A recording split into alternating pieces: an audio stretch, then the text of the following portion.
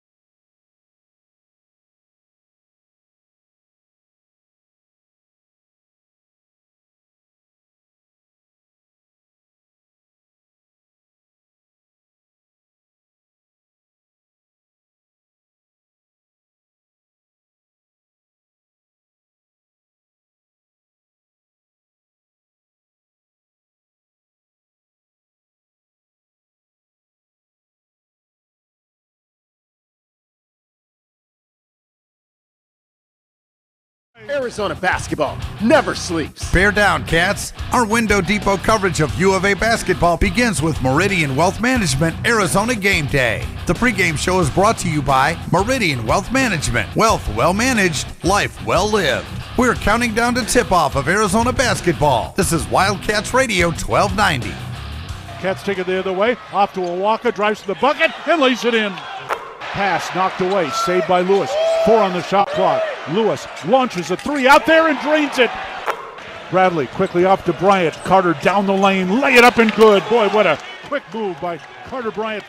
Love quickly down. Love drives the lane to the bucket, lay it up and good. Drives right of the lane, right corner. Bradley for 3. Jaden Bradley has come alive in the second half. Look left, go into base already, he slams it home. And timeout BYU, a minute 20 left. And some fans are headed for the exits.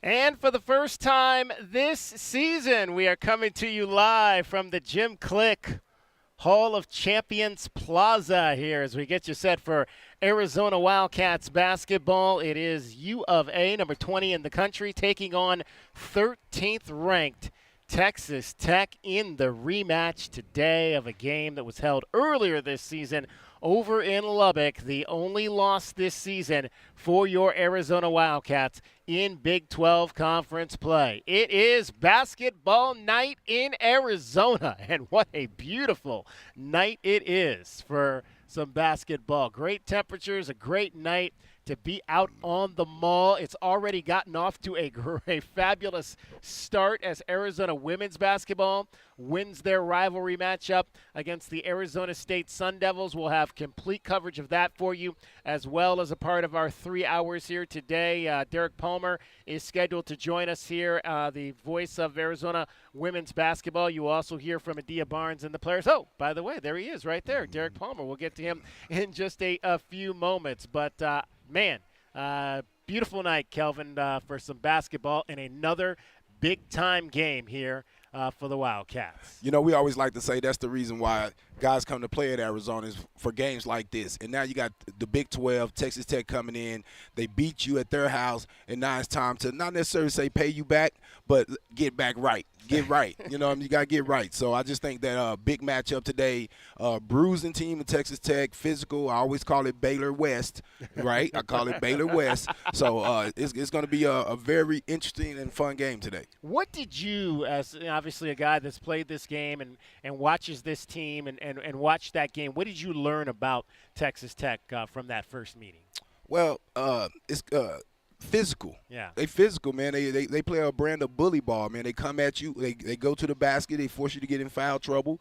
They really physical on the rebounding, offensive rebounding, the defensive boards, and they just make things hard for your guards. You really have to me, your bigs have to really step up in that game and either get their bigs in foul trouble or get some scoring going inside of there to force their guards to let up off our guards a little bit. Wildcats coming off a win over the BYU Cougars. It was a game that they really took control of down the stretch, holding the Cougars without a field goal for 7+ minutes. Does that sound familiar? We've seen that happen to the Arizona Wildcats a number of times this season. And another road victory for this club. They just seem to pass every road test. The only one they didn't pass was the one they'll get a chance to ride here tonight against this Texas Tech club. 85-74. Tommy Lloyd on what an atmosphere it was at the Marriott Center on Tuesday night. It's an honor and privilege to compete here. I mean, a lot of you probably know my history a little bit. I've played here a lot of times, and you always cherish the opportunity to play at a place like this when you show up. And, fortunately, I've been with Gonzaga in Arizona. So when I've come here, the game's meant something. And the fans have always been amazing, and it's always been something we look forward to. And also after that game, it was Caleb Love. What a game for Caleb Love. 18 points for Caleb Love as he followed up his tremendous performance that allowed him to win the Big 12 Player of the Week honor, averaging 25 points in the Wildcats' wins over Iowa State and Arizona State last Saturday. And Caleb, playing in that atmosphere at BYU for the first time, came away impressed as well. It was a great environment. It was fun to play in.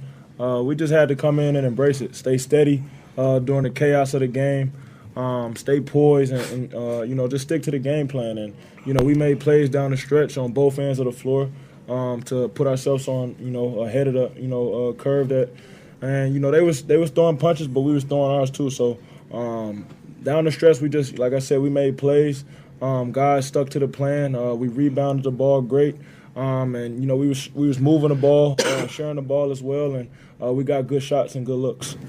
And one of the things, obviously, that you really have to love about it, I mentioned that they held BYU scoreless for almost 7 minutes, is just the way that Arizona was able to close out that game. We've seen them let games get away at times down the stretch, but Tommy Lloyd says this team is growing and learning from those games they had early in the year. Our theme for the week was habits, and what an opportunity to test your habits in a hostile environment. Are you going to get rattled? Are you going to lose focus on the game plan or who you are? When the crowd gets going or they make a shot or a ref makes a call. And what an opportunity to practice your habits. And we were able to do that today in an amazing atmosphere. And these guys, they crushed it. I mean, they're playing so much better than I'm coaching now. It's not even close. And that's when you got a good team. And I'm really proud of these guys for how they've responded. But we got film coming up, and we got a big game on Saturday, so there's no let-up. And we love that about the Big 12. Got film. There's always going to be film, right? When is there not film? No, always. Always, for sure. All right, if you're watching the show on one of our many streams here, we, of course, are streaming the show on Facebook Live. We are also streaming the show on YouTube and Twitch as well. You see a third gentleman sitting in between Kelvin and I, and that is the voice of Arizona women's basketball. Derek Palmer joins us now after a 66-59 win for the ladies over the Sun Devils. And Derek, that's after 2 straight losses, obviously an opportunity against a team that came in here having lost 8 straight games. You don't want to be on the wrong end of helping Arizona State end a losing streak like that, and good to see that the girls were able to get it done today. It's like Adia had said, though, at her show on Thursday, that you're playing a team that's lost 8 straight, and gives up more points than everybody in the conference. And there's just so many things that could go against you when you're playing against a team that seems like it's coming in without anything to lose. And that seemed like that almost happened here, but they were able to sneak away with it. Yeah, I mean, it was like I think they were up 11 Yeah. in the first half, and then ASU was able to knock that lead down to single digits, low single digits going into the break by attacking the offensive boards. That was something that the Wildcats needed to get right. I would love to get Kelvin's impression on this one because I mentioned it in our post game, and this is something else we're really going to try to flesh into on our show. But in the first 3 quarters, the final combined less than 5 minutes, ASU outscored Arizona 19-3 to close out the first, second, and third quarters. And at that time, it was almost half their offense. After they hit a bunch of threes in the final minute of the fourth quarter, almost half of their offense came in the under 6 minutes of the final combined first, second, third, and fourth quarters. But they got all those upperclassmen. They got Skinner, who's a fifth-year senior, and Arizona keeps running out so many rotations. It's freshmen and sophomores. I mean, is that the biggest difference when you're trying to close somebody out there? That you just got to try to make sure that you're going to match their intensity, or what's going on with that? You definitely have to match their intensity, and especially when you're dealing with older athletes, older players. They're desperate. I mean, they're losing, and they definitely don't want to lose to their in-state rivals. So when you're dealing with that, I always tell people, like, forget about your point spreads and all that different stuff like that. Just get the win, right? So it could be by 1 point. So it's just one of them situations. Yeah, you would love to win by 15 and all that, but no, when you're playing a team that's desperate, you're playing a team with older players, more mature players, they're thinking they can come in and steal one. So you just got to protect your house. No, and Skinner, like to that point, the desperation point, going into the end of the half, I think is shooting like 3 for 12. And she's one of the best scorers in the conference, and she just finds a couple of buckets and just completely puts the game on its ear. And they really had to make the young Wildcats scrap and find a way to come away with a W. But they did it. To their credit, they did it. Brea Cunningham, 16 points and 8 rebounds, and obviously didn't foul out. So that's the positive there. When Brea is on the floor, this can be a good team. But when she gets into foul trouble like she did the other night in Colorado when she plays 13 minutes, Arizona, I don't care how good your guards are, you're going to have trouble scoring. You're going to have trouble winning when you don't really have a dominant post presence like that. That's a question I also asked Barnes before the game because Jada had such a tough game, especially by shooting percentage against Colorado. But in that game, I think Brea played 12 minutes. So when she's out there and you can get a little bit more inside outlooks for Jada, it sure seems like it makes her much, much more efficient as she was today. Jada Williams, 18 points to lead the Wildcats, 6 of 13 from the floor. Really got in, looks like dominated from inside too. This is a team that's interesting, Derek. Some nights some nights they can make the three. Some nights like tonight, they're not going to make the three. They go 3 for 17. Why are there nights maybe when we see this team kind of get hot from behind the arc and nights like tonight when they don't? I am not qualified to try to diagnose that, except I can just say that all of the coaches want the three to come from inside out action. Today it was much more just along the perimeter with reversals, which is step 2 in what they're looking for. If they can't get it inside out, they like it reversed. But, I mean, they had good – clean looks, especially in the first half. They were 2 for 12 in the first half, but I would say of those 12, maybe 8 of them were just wide open. Nobody's there, and nobody could knock one down. But the shot was clean. They just got to hit it. Yeah, and you got to keep taking those. Yeah. And you work too hard in the gym to pass those up, and then to make things hard on Cunningham in the inside if you don't take those shots. So it's just something they're going to fall. The confidence comes with taking those shots, and so all they got to do is continue to be aggressive. Derek Palmer is joining us, the voice of the Arizona women's basketball team after 66-59 win tonight this afternoon, I should say, here at McKale Center on this doubleheader. What do you think of these doubleheaders, these doubleheader Saturdays? This is the third one we've had so far. Sometimes you guys play early. Sometimes the men play early. Do you prefer early? You probably prefer early. Oh, I prefer early. Get home and have some dinner with the fam. I prefer early, except I keep a Monster Energy drink in the backpack and didn't realize that the seat that I had it set on was going to rotate backwards. So I'm hoping that Brian Jeffries isn't going to have to contend with any sort of mess. So it's better when we go after because I'm willing to deal. I don't want him to have to dude, Derek, what's going on with this? But yeah, Brian, if you're listening, I do apologize. What do you like about this first year in the Big 12? I like. You guys took the long trip to Cincinnati, right? No, we did Orlando. Orlando, that's right. You went to Orlando. That's right. That a little bit nicer down there. Yeah. It was beautiful, beautiful campus. I mean, it's fun getting to see some new places, but last year the Pac-12 was so good, so tough. I mean, we're playing 4 or 5 legit top 10 teams last year. So much talent, so much size, so much athleticism with that size. Every day was a brawl. I mean, and you saw it with ASU won 2 of its first 3 and was knocking out Texas Tech, I think, by 20. And ASU was distantly in the cellar in the Pac-12. So you get an appreciation for how good those teams were when they make the transition over. Like Arizona's playing without Puello and Esmeri Martinez, and it's still, right in the thick of things. Colorado lost so much talent, and it's still right in the thick of things. Utah didn't necessarily lose a lot of talent, but did lose some, and is still contending for one of those buys or 2 buys in the conference tournament. So there's all sorts of stuff that makes this a little bit less of a challenge. And with that, though, you're with far fewer opportunities to try to win enough key games to get into the NCAA tournament, and it really kind of shines a light on everything that happened in the non-conference schedule. And almost every one of those non-conference losses was when Arizona was playing without a starter. And Barnes is quick to say that's not an excuse, but I do think it's a reason.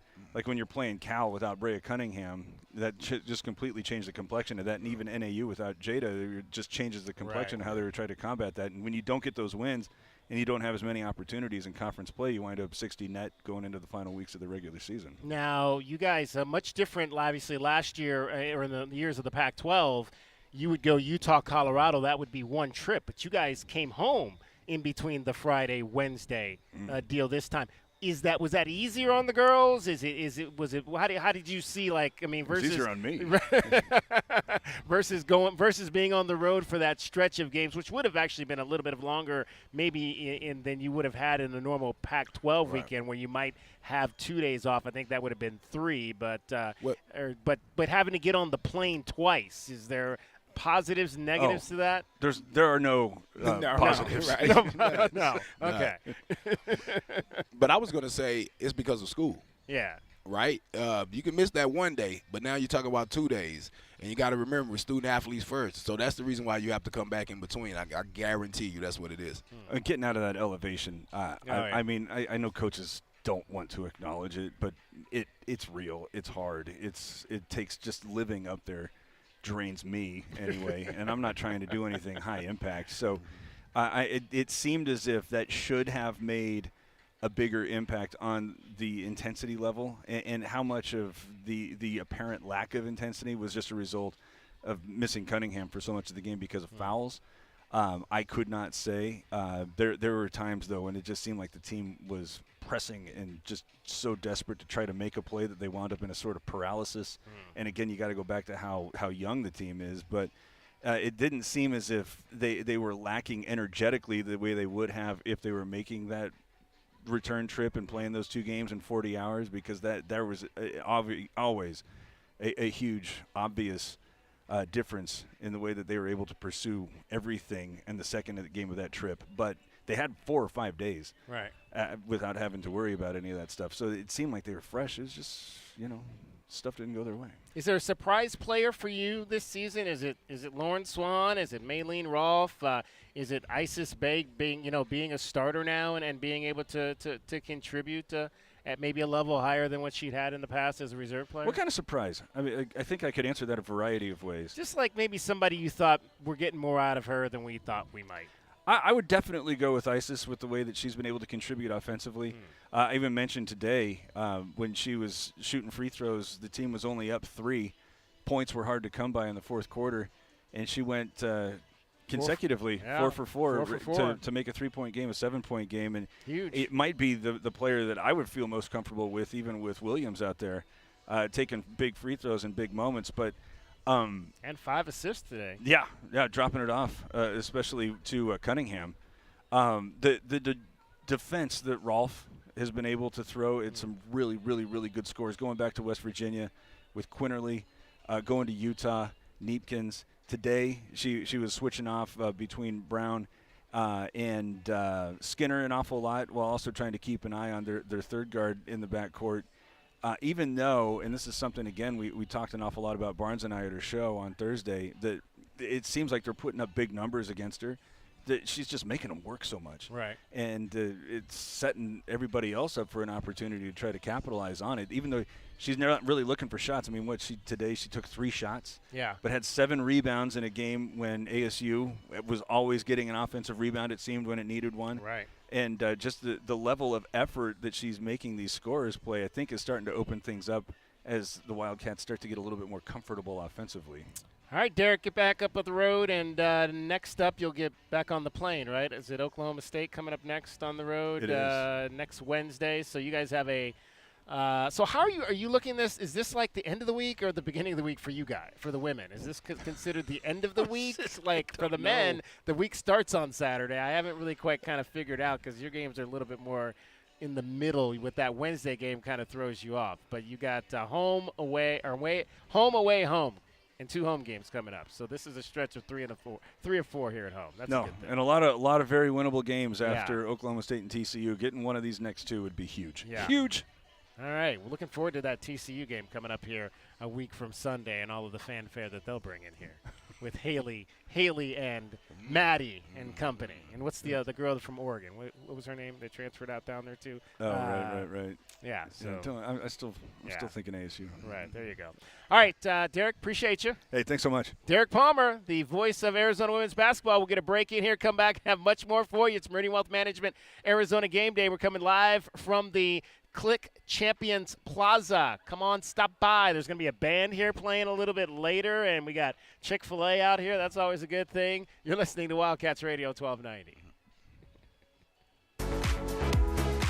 Our Window Depot coverage of Arizona basketball is just getting started. This is Meridian Wealth Management, Arizona Game Day. Our one of the pregame show is brought to you by Desert Diamond Casinos, First Chiropractic, Jack Furrier Tire and Auto Care, Picture Rocks Cooling, Heating and Plumbing, Restaurant Supply Store, Royal GMC Buick and Cadillac, Royal Kia, Royal Jaguar Land Rover, the Poston Results Team with Keller Williams, Southern Arizona, the Window Depot, and by Meridian Wealth Management, wealth well managed, life well lived.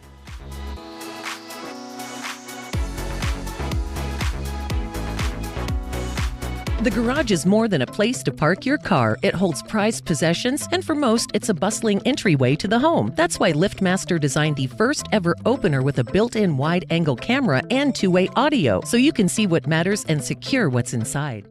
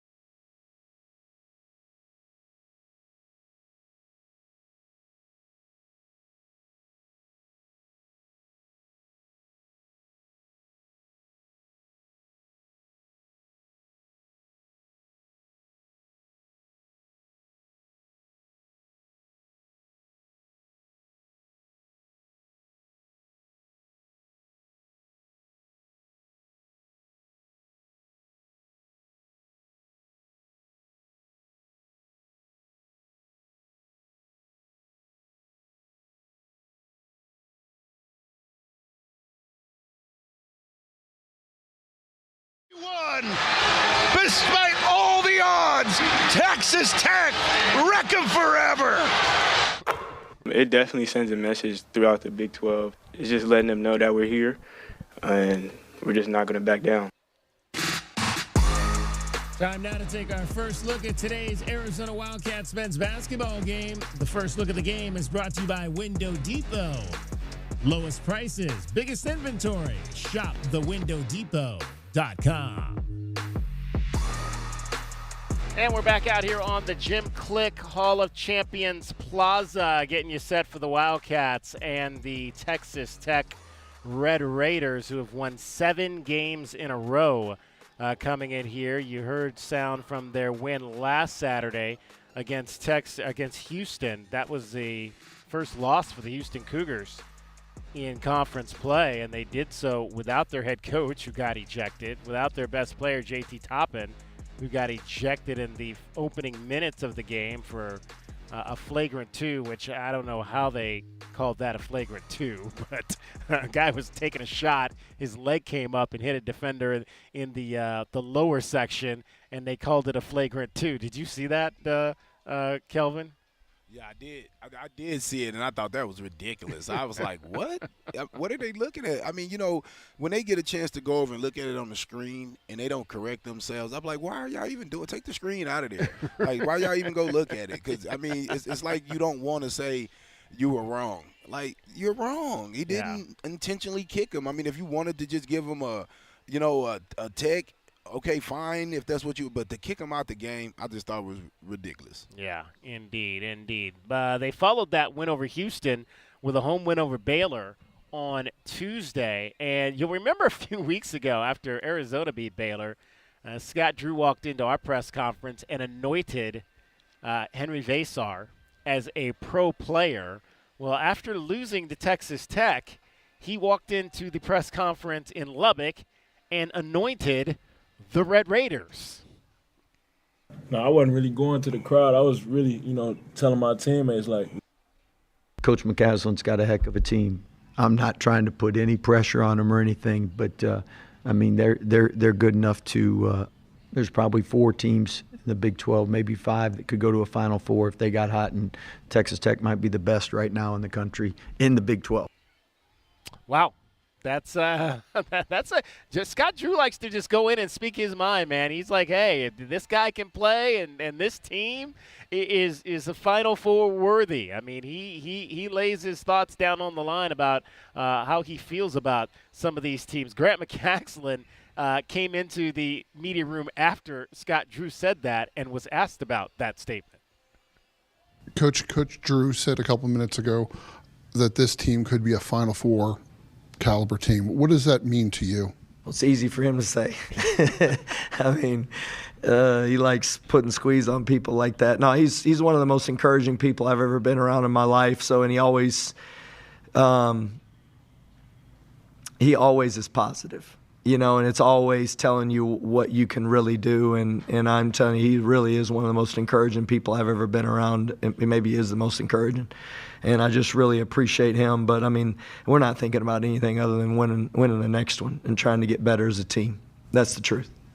So, earlier, when you have that fire, what was the fire that you put into Chance that started that 9-0 Chance run? That had anything to do with me. That has to do with Chance. I mean, Chance's motor and his willingness to do what it takes to win. I think the one thing about Chance is he tries to find ways to create, and I think he just needs to err on the side of thinking shot first, and if that prep's right, then people overcompensate for his ability to shoot, and then he can drive. Sometimes he gets to where he's trying to drive it before he's really got them in a position where they have to close out farther, and I mean, you got to guard him everywhere.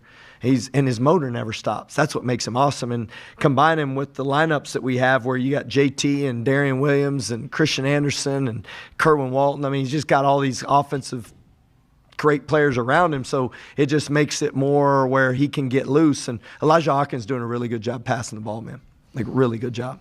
And it's fun to see that. These guys, to me, it's fun to watch them guard, but it's a lot of fun when we can separate and make shots like we did during that stretch. Chance McMillan, who came over, obviously, to Texas Tech from Grand Canyon up in the Phoenix area. He is their leading scorer for the season. Again, another transfer guard who's making a difference, stepping up a level, and we're seeing that. Kelvin, with basically every single one of these teams that the Wildcats is facing, going out, finding guys at some of these mid-majors who can come up and make a difference. Yeah, that's exactly what they're doing, man. They look for guys that can hoop, and now at JUCO, remember, you used to get to see the guys for 2 years. So you was hoping that maybe he can translate to this level, right? And usually it took a year before you even got what you really wanted to get out of him, possibly his senior year. Now you're getting a chance to look at a guy whole body of work for 4 years, 3 years at some of these universities. These guys are coming from these schools all conference, so you know that they are good players, and they played several Division I schools before. So no, he's just taking advantage of it. You coming into a situation at Texas Tech where they have a big NIL, the money in there for the guys to be able to to go find guys, and just was a great guy to find. But as Coach Drew was talking about, man, this other kid's Elijah Hawkins, man. He had 9 assists in that game versus us. To me, he's the guy that you have to, take away, because he's the guy that's getting all these guys free open shots. And, J-Dub, that's kind of when you have a team that reaches the Final Four, reaches the national championship game, like Texas Tech, obviously different coaching staff, but not that long ago, just 6 seasons ago, that's the building block to put this program in a place where, under a new coach with a new system, they can still compete at a very high level. Yeah, I just think that proves, DK, that it can be done there. So as soon as you get to a Final Four, it doesn't matter new coaching staff or whatever. It's the same building. It's the same fan base. I just love, first of all, what Kelvin said. I mean, the team is playing a little bit of freewheeling kind of pickup, like Coach was saying earlier in his press conference. And with that style, if you're confident in your teammates and you're confident in your ability, it's really just no obstacle you can overcome. So as far as getting back to a Final Four or having any kind of national recognition, the NIL era, as Kelvin just said, allows for schools that you might not think of as being that school who is in the top 20, top 25 nationally programs in college basketball. But that's all kind of out the window, because it's really where players want to play. It's really the success. And this class, 6 years ago, like you said, all this class has to do is make a deep run themselves and inspire the next generation of Red Raiders to do something big themselves. And that's kind of how building these programs works. Grant McCaslin said something very interesting in his media availability last week. And he basically, what he said, guys, was after we came back from our last road trip, we had a little bit of a walkthrough, and then we basically let the players run their own film session, and we just said we want you all to focus on defense and what you need to do defensively to take the next step. I was like, wow. Like, they're just, again, we talk about Tommy just kind of, letting them figure it out. Grant's letting them figure it out in the film room. This is, you guys take ownership of what has to happen defensively. I'm not going to go in there all the time and tell you we got to do this, we got to do that. I want the leaders to go in and have this conversation with the team about what needs to happen. And that's very important, because people know real championship teams are player-led. Of course, the coach, and you play for the coach, he brings the guys together, but you have to come together for each other and really have each other back if you want to really get it done. Because if I don't quite like you, I'm not going to quite help you on defense, right? So, but but when you have a chance to have film and your guys are winning and there's success there, because the coach can say that now because the success is there. They've won. They're in the position to be in the top of the conference. So as a coach, how do you motivate these guys now? You can't continue to yell at them. You can't continue to push them like they're winning. Remember, I always say it's hard to coach guys that are winning. So what you do is you have them police themselves, right? So now you say, hey, go look at this video and look at each other. And from what we taught y'all, right, help side, deny, whatever our principles are defensively, what are you guys doing wrong? Where is the help need to be helped? And they're just holding each other accountable. That what better pressure than peer pressure? And on that point, Kelvin, you talk about freewheeling offense. Well, on the other side of the ball, you're going to have principles. You're going to have rules. But guess what? Having individuals know when to bend those rules, not break the rules, but let's say hypothetically there's a 50% three-point shooter in the corner.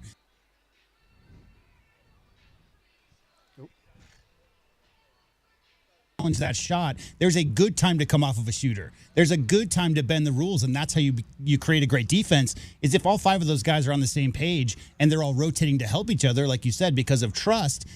Having the players lead the film session in terms of defense is really just about, hey, what rules can we maybe get away with bending a little tiny bit in certain situations to make our defense that much more formidable. And the reason why I think they focused on defense is because, hey, offense is just, let's just get a good shot. Let's just get a good shot. We're not worried about who's missing or whatever. As long as we're all locked in on defense and we're all playing for each other, the defense, as they say, it travels. So if a shot is missed, hey, I don't feel any type of way because we're all missing shots. We're going to miss shots. But if you had that temperament of where you understand that, hey, we got each other back. We got to get back on defense every time. Don't give up no layups. Make these guys have to work for every shot. As J-Dub just said, take away the sprints of certain players. You have a three-point shooter in the corner, you lock on to him. You don't come off and help on him and leave him open for a three. It's going to make all us look at you like, we all know that he's the shooter. Why did you help off of him? Let's not get them going, because now you have a two-way go. The shooter is going, now the driver can go. So I want to take one of those away. I'll take the three away at the time, and the driver could be helped by a backside guy. So it's just one of those things where you just got to be locked in. Tommy Lloyd on this Texas Tech team that his Wildcats will face tonight. Just they're probably the most disciplined team in the conference. They don't make mistakes. And they're really sound, and they're very deliberate in what they do and organized. And so when you have a team that has discipline, doesn't make a lot of mistakes, and gets to the things they want to, they're going to give themselves a chance to win on a night-to-night basis, and that's what they've been doing. So then how do you beat a disciplined team like that, Tommy? Just having great habits, and you obviously got to match your discipline, and you can't make a bunch of mistakes yourself. I think that would be, that would be it. Just your discipline has to match their level of discipline, and that's really the only way. Yeah, and that's so there you go. The team that commits the least amount of mistakes tonight is going to be the team that puts itself in the best position to win this basketball game. And in terms of, again, this is just another tough game in this conference. They've been like this now for about 3 weeks. We're going to hear coming up a little bit later, Tommy respond to something Kelvin Sampson said about getting to this point of this season in this conference. But Tommy continues just kind of saying that, hey, you gotta take these games as they go. They're all high energy. There's a lot of emotion, whether you're playing in Provo, whether you're playing in Lubbock, whether you're playing here in Tucson, but you can't let that emotion get to you.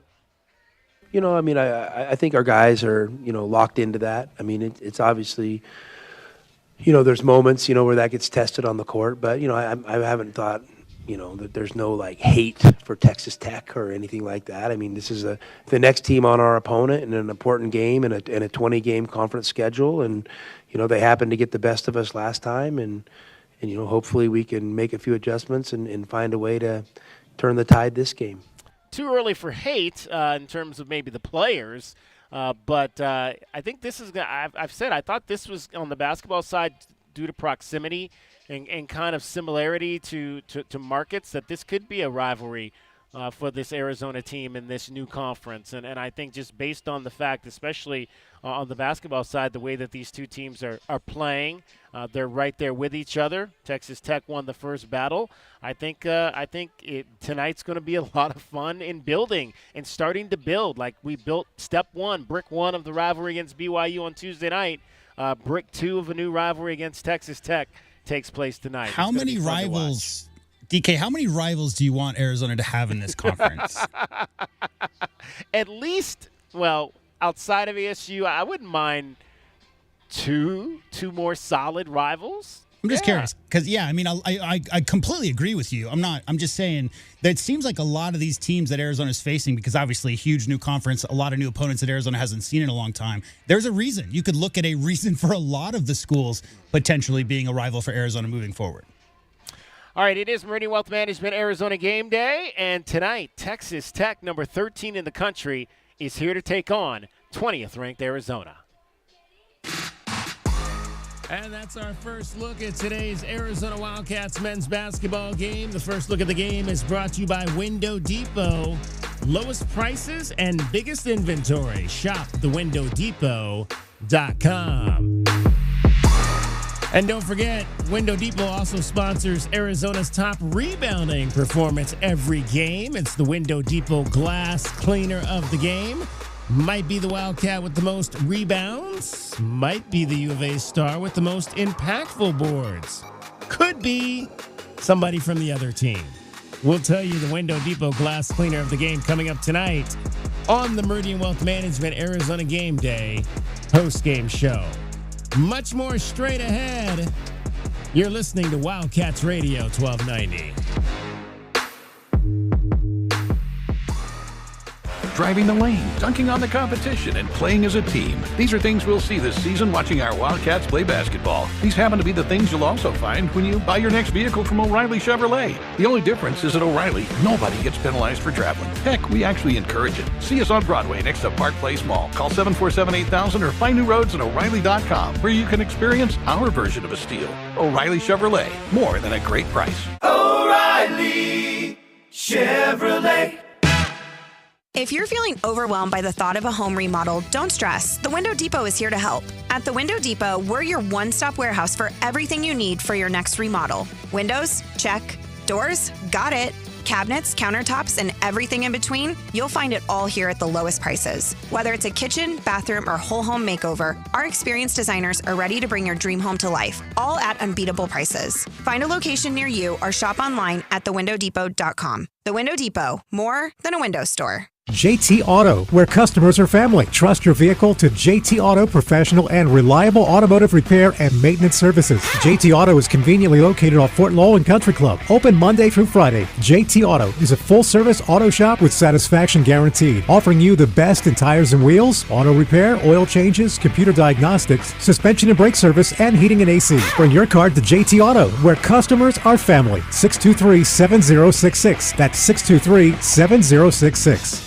Discover Rocking K, a community designed by nature, built for you. Embrace the beauty of the Rincon Mountains' high desert foothills. Explore natural open space, a network of connecting trails, and a community park. Bordering Saguaro National Park, Rocking K is conveniently located to our region's major employers and nationally recognized Vail School District. Tour 10 model homes by 4 award-winning builders and discover why more people are calling Rocking K home. LiveRockingK.com. Proud sponsor of the U of A radio broadcast. Cool Willie's Air and Plumbing. Always trust the big guy. Mention your Wildcats and receive $50 off any repair at coolwillies.com. Cool Willie's is proud to be a partner of the University of Arizona Wildcats radio broadcast. Two powerful teams working hard for you to get the job done right every day. Cool Willie's Air and Plumbing. Big enough to help, small enough to care. Remember to mention your Wildcats and receive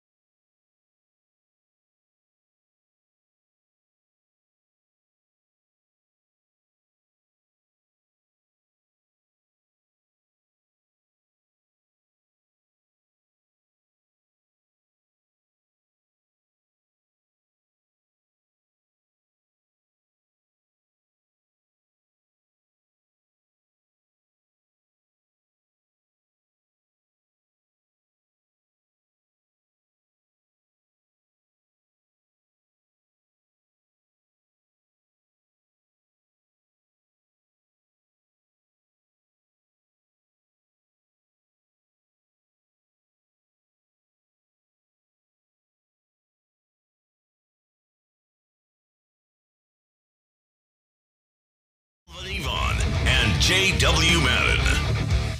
Drives right to the lane, right corner. Bradley for three. Jaden Bradley has come alive in the second half. Drains Alexis of Tucson Charity three. Jaden Bradley huge in the second half. Great driving kick there by KJ Lewis. Yeah, that was one of a couple of big three-pointers that the Wildcats hit at the tail end of that game on Tuesday night in Provo to knock off BYU. The Cougars had taken a 1-point lead, and the building was rocking, and Caleb Love went down and immediately hit a three-pointer to give the Wildcats the lead right back, and then Jaden Bradley would follow that with a drive to the basket, and all of a sudden that 1-point deficit was back to a 5-point advantage for Arizona. And after Caleb Love made that shot, he turned and pointed to his bench to get them fired up. But he was asked actually in the postgame if he was motioning to the crowd when he made that big three-point shot in the second half. No, I wasn't really going to the crowd. I was really, telling my teammates, like, we good. In the chaos, like I said, in the chaos of the game, you want to stay poised in all situations, and my energy was going to the team. And I'll just say this. One of the things we've really been working on, and because our guys are susceptible like anybody, is celebrations to your team and to your fans are way more powerful than to the other bench or to your opponent or talking trash. And it's a fine line because the game's an emotional game and what we watch on TV. So I give Caleb like 1,000,000% credit on that because I knew exactly what he was doing. He looked right at our bench, told everybody, calm down, we're fine. And when you have a player like that sending that message rather than celebrating, for his own gratitude or his own feelings to the fans, that's when you know you got something. So I'm really proud of the progress these guys have made in that area because you know what? We've had a few incidents this year where maybe it hasn't gone the way we would like with some of those celebrations. So that was a huge step for our team today. Yeah, there's a lot of progress made in 3 days because after what happened at ASU. Right, and it's really important for your veteran. A guy that's been around, that's been to the national championship game, has been player of the year. He's the guy that's setting the real example because if he doesn't stop, the other guys are not going to stop. So showing that leadership quality and celebrating with your teammates, a lot of times people don't understand. Sometimes as a coach, when you're creating that culture that you're trying to have, you have to teach the guys how to celebrate and what's acceptable and what's not acceptable. Sometimes you can't let them figure it out. It'll cost you a few technicals and a few things here and there. But yeah, you'll be surprised. A lot of good coaches, man, get the guys together and let guys kind of know what's acceptable and what's not, and more so to celebrate with your teammate. I mean, I remember even back in our day, you couldn't celebrate. But if you did with your teammate, they seem to let it go because now it's not necessarily taunting. It's celebrating with a teammate that understands that how much work you've put in and everything that y'all went through to be in that position. When you do it to another guy on another team, man, that's provoking more than anything. I got a quick question for both of you guys. How many times this season have we seen an Arizona basketball player taunting or interacting whatsoever with the crowd is my first question. How many times? And secondly, how many times per game did Kerr Kriisa do that when he was in Arizona? He was that guy. He was letting it go back He was then. that guy. I'm just saying, like, now it's a topic of conversation all of a sudden, but, man, Kerr used to do that 3 or 4 times a game directly to the opponent's crowd on the like, constantly. And I was, I don't know about you, Kelvin, I'm never a big fan of, but some players, everybody's unique. Right? Everybody builds themselves up. Everybody's got to look good, play good, that whole thing. Well, maybe looking good doesn't help them play good. Maybe talking trash to the opponent's fans helps them play good. It's just a matter of, like, showing up other fan bases, showing up other, especially players from the other team. You just have to, like you guys have been talking about, keep it in your own circle. Build each other up. There's no need to put anybody else down. Well, and here's my thought on it. I mean, I came from that era. I came from the Gary. I was a student when Gary Payton played in the Pac-10. I was a student when Tracy Murray played in the Pac-10, and we John would McClain talked yeah, in and the we same would get era. on those guys, and they would give it back to us, and that's fine. I actually like that.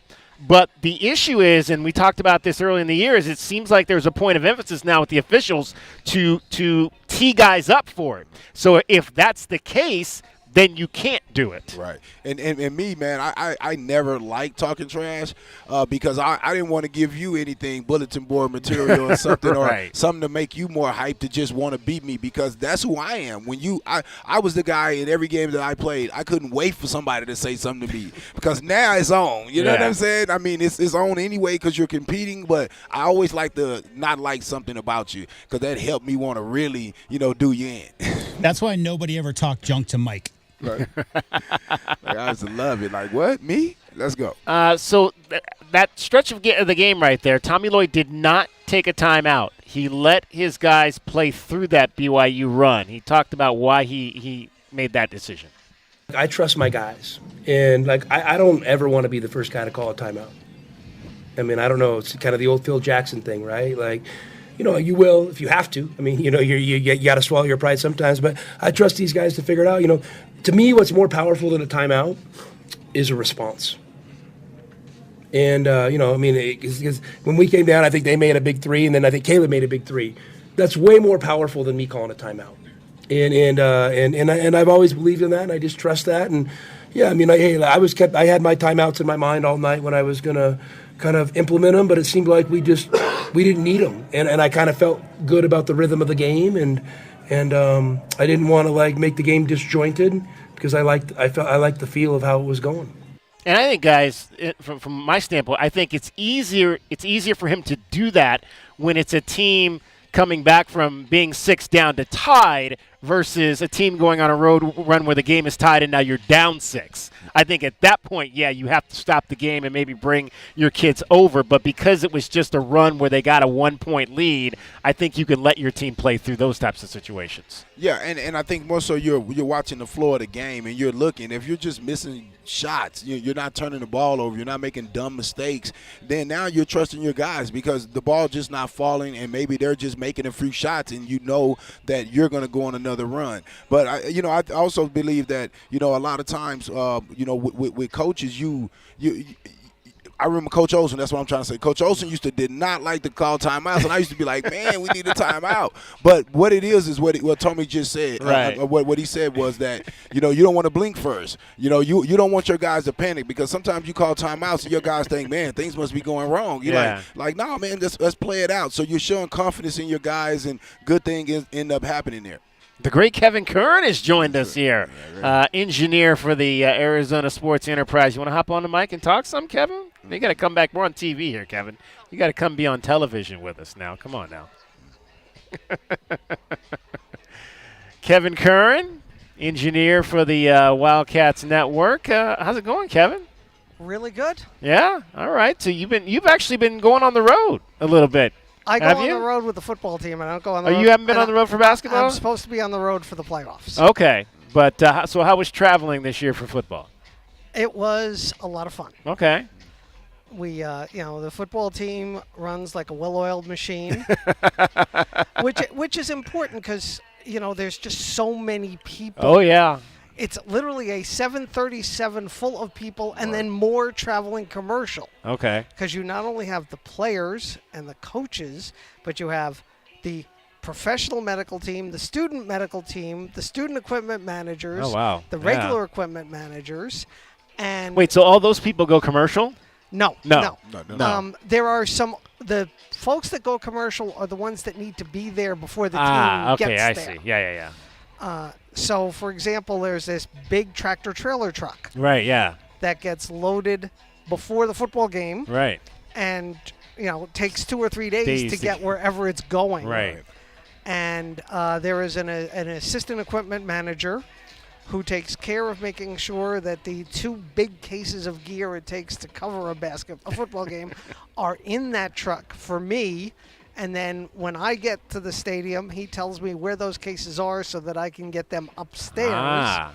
And then we have a limited amount of time to get out of the postgame show, put the gear back in the boxes, and get it downstairs before the truck leaves and the buses leave. And it is you have no idea when Brian says, good night from Fort Worth at the end of a TCU game. Right.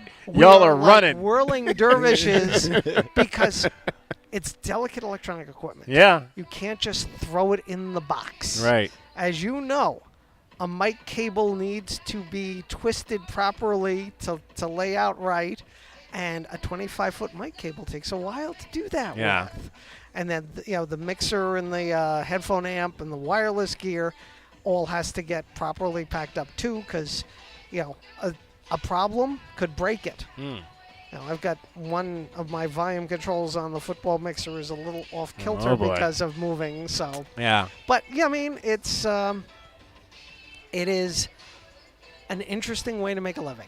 There you go. And Kevin, I think ahead, the question people really want to know out there is, how was your first year experience working with the people over at KCUB been for this first year covering Arizona Wildcats through ASE? Well, obviously, JW, I could not do my job without you. There you go.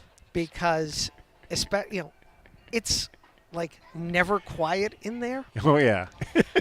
And my job is to make somebody think they're sitting in the stands. I like to say, Brian paints the word picture, I paint the soundscape. The challenge to the engineer is, where does Brian end and the crowd begin? Right. And I can't always hear it well because it's so loud in that building.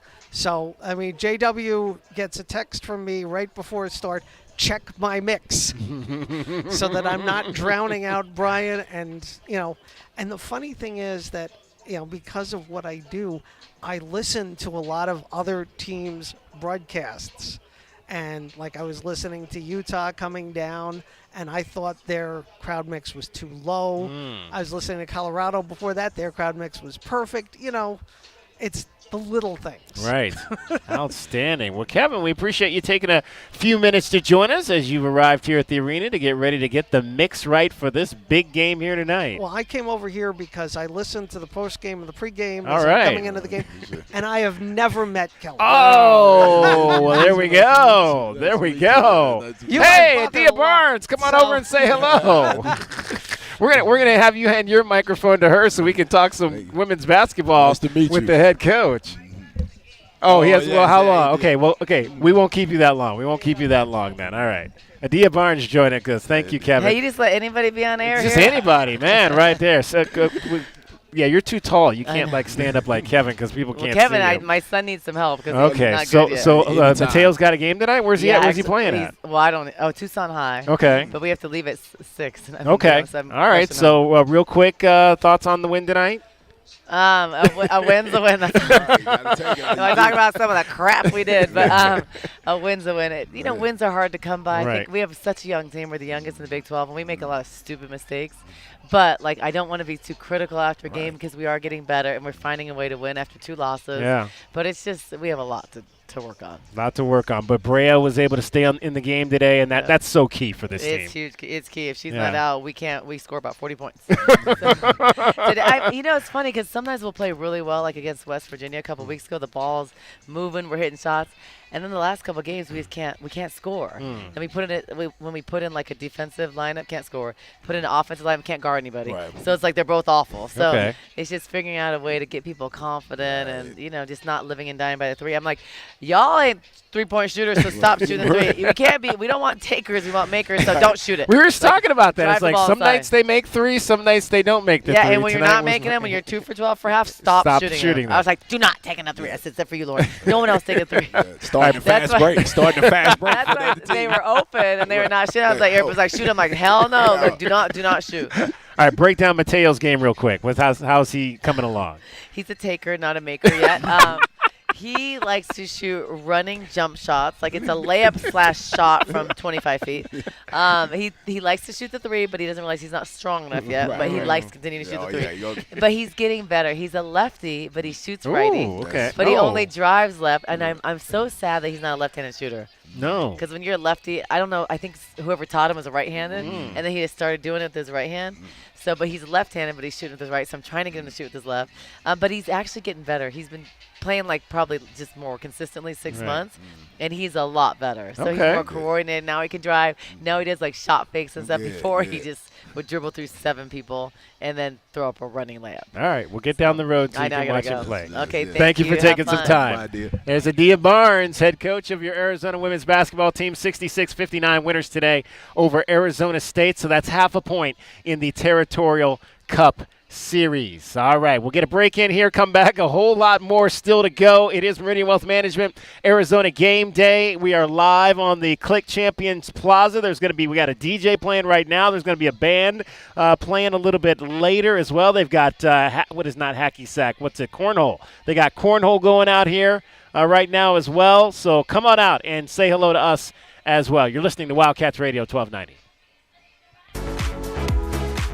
Our Window Depot coverage of Arizona basketball is just getting started. This is Meridian Wealth Management Arizona Game Day. Hour 1 of the pregame show is brought to you by Desert Diamond Casinos, First Chiropractic, Jack Furrier Tire and Auto Care, Picture Rocks Cooling, Heating and Plumbing, Restaurant Supply Store, Royal GMC Buick and Cadillac, Royal Kia, Royal Jaguar Land Rover, the Postal Results Team with Keller Williams, Southern Arizona, the Window Depot, and by Meridian Wealth Management, wealth well managed, life well lived. Your home for everything Arizona Wildcats. You're listening to Wildcats Radio 1290, KCUB Tucson, a Cumulus media station. At University Termite and Pest Control, we handle all your pest problems. Maybe a few family ones, too. Wait, you can even take care of my in-laws? I always tell people we'll take care of anything, even in-laws. You just have to dig the hole.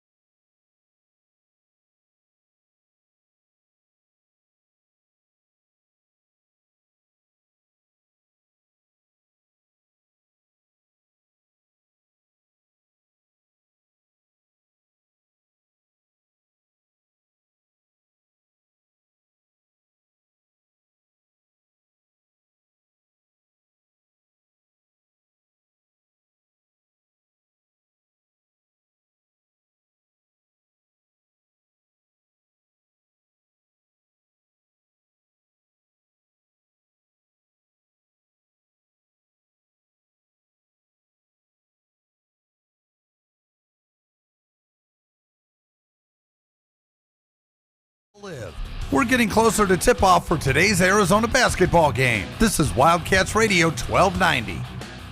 Shovel it off to Love. Fire it right corner. Del Orso a three. Up and good. Extra pass from Caleb Love. It was an open look for him. A better look for Del Orso. Let's take a look at the Right Way Rundown and see what's coming up on our pregame show. Brought to you by Right Way Heating, Cooling, and Plumbing. Do things the right way.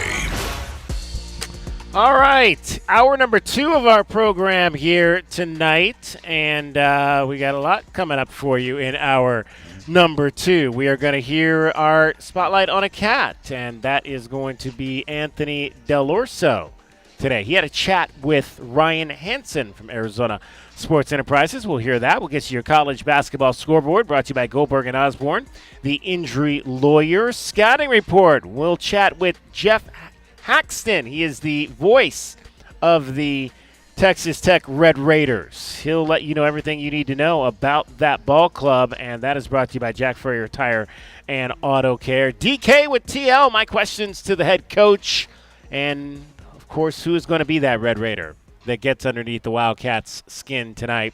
Pest of the game is straight ahead. We also want to hear from you, 520-848-1290, 520-848-1290. You can call us at that number. You can text us at that number. Let's shine a spotlight on one of your Arizona Wildcats. Our pregame show, Spotlight on a Cat, is brought to you by O'Reilly Chevrolet. Get more with O'Reilly Chevrolet. They need a 3 to get to overtime. Del Orso running the line. Get it off to Love. Love, midcourt. Shot is up. Good! Love has hit a 3. We're going to overtime. And it was Anthony Del Orso who inbounded that ball to Caleb Love that allowed him to make that fabulous shot. That was the last time the Wildcats played here at home. The dramatic win over Iowa State. Ryan Hansen from Arizona Sports Enterprises caught up with Anthony Del Orso and asked him about his view of Caleb's big shot. Yeah, kind of just got the ball, inbounded it. Didn't really know, it's the end of the game kind of thing. You don't really know what to expect. He kind of obviously took a dribble, let it go, and I'm like, oh, wow, this has a chance. And then, went in and I kind of just took off and then kind of got lost in the moment kind of thing. But it was an incredible shot. Have you had those buzzer beater opportunities that you've been in before from a winning standpoint or a losing standpoint? Yeah, unfortunately on the other side of that, last year we got done pretty much the same way, but we lost because of it. So I know how that feels, but I'm glad that we're on the better side of it this year. I've seen you've been able to knock down shots as a catch-and-shoot shooter. Also, you've got a nice little step back in your bag. If you had your preference, would you prefer just a nice pass in the pocket, catch and shoot, or do you kind of like the rhythm dribble that gets you into the shooting pocket? Yeah, I kind of like that rhythm dribble. Obviously, if I can get a catch and shoot wide open, I'll take it. But if I can't get to that, I'm perfectly fine with having to take a dribble, kind of setting my guy up and, maybe hitting a sidestep or a hezzy or something like that. That's kind of what I've built my shooting on in the past. And then here, I've been able to get a lot more catch and shoot. So either or doesn't matter. But, if it's open, I'm going to shoot it. I know you've been asked this question. You move up from a mid-major program to the Big 12 now. Just describe in detail the physicality, because a lot of people talk about it. Is it real? Is there a difference? Yeah, it's a complete different ballpark. You got guys now that, instead of having, your centers, 1 or 2 7-footers on every team, there's 5 of them. All the guards are strong. The wings are strong. Everyone can run and jump. So you really got to use, different parts of your game. You got to use your mind more. You got to, seek into the scout more, understand guys and what your advantages is over them, opposed to the mid-major level where you can kind of get away with, maybe a skill gap or stuff like that. That's the biggest difference I've noticed since moving up from the CAA to the Big 12. You've got the Arizona State Sun Devils coming up. What are some of the keys that you see that are going to help you guys to victory? We got to keep playing our game. Obviously, it's a big game for the state. It's a big rival game. We just got to understand what they want to do, how we want to take away what they want, and then just make sure we play the same way we've been playing. Against teams like Baylor and Iowa State and stuff, getting out and running and pushing the ball. Because when we play like that, no one can stop us. Speaking of the rivalry, have you learned anything about the rivalry? Do you appreciate how important it is to the state, to the fans, to the school? Yeah, we've touched on a little bit just how important it is. I'm expecting it to be pretty wild once we get down there on Saturday. You know, they're going to have a sold-out crowd, and it'll be pretty loud up there in Tempe. So I'm excited for it. Rivalries is something that I've always looked forward to. So, yeah, I'm excited to be a part of it this year and hopefully come out with a win. All right, we appreciate the couple of minutes with Anthony Del Orso. Anthony, good luck against the Sun Devils. Thank you very much. All right, that is Anthony Del Orso, your spotlight on a Cat. Struggled a little bit scoring the basketball in the last ball game up at BYU. Went 1 for 4 from the field, but was able to dish out 4 assists, was able to take advantage of some of those driving lanes and get his other teammates involved. We'll hear from the head coach coming up a little bit later about that. He's still the best three-point shooter on this team, but the last 2 games, Kelvin, it's been a little bit more difficult for him to find to get that ball to go down. Yeah, I mean, again, it's the scouting report. I mean, once you get on that scouting report, people understand what you can do and what you're good at. In Arizona, man, we struggle sometimes from the perimeter, and so you have to lock in on Del Orso when he comes into the game and force him to have to put the ball on the floor and play from there. So it's just a matter of his own success is going against him when you get in these games. Indeed. That is Anthony Del Orso shining a spotlight on the guard from Australia. That's today's Spotlight on a Cat. It's brought to you by O'Reilly Chevrolet. Get more with O'Reilly Chevrolet.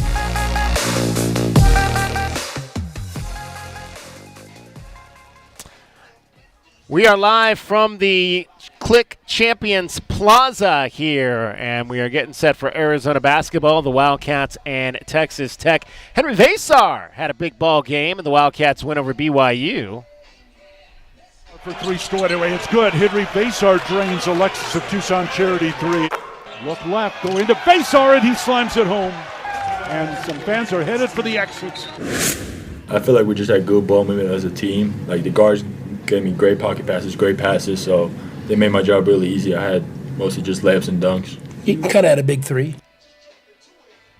That was a very big 3, indeed, for Henry Vasar in that ball game. One that he was able to get 17 points in the win over BYU. And this is a guy we talk about being on the scouting report. Obviously, we mentioned that. Henry Vasar is one of those guys after he was anointed by Scott Drew in that win over BYU. He struggled. This was the game that Henry struggled the last time around down in Lubbock. So it's a game that is going to mean a whole lot to him. Tommy Lloyd talked about that this week. Obviously, they played well against him, and so we're going to have to figure it out if that's Henry or that's them or a combination of both, So, Henry's been good. He's obviously he's having a nice year for us, But again, you just because you're having a nice year doesn't mean Saturday night at 8:30 it's going to continue that way. You got to go out and earn it every single time. Yeah, guys. I mean, here's a guy that, though has been outside of maybe that one game, has been really consistent over the last month plus every night that he's gone out for the Arizona Wildcats.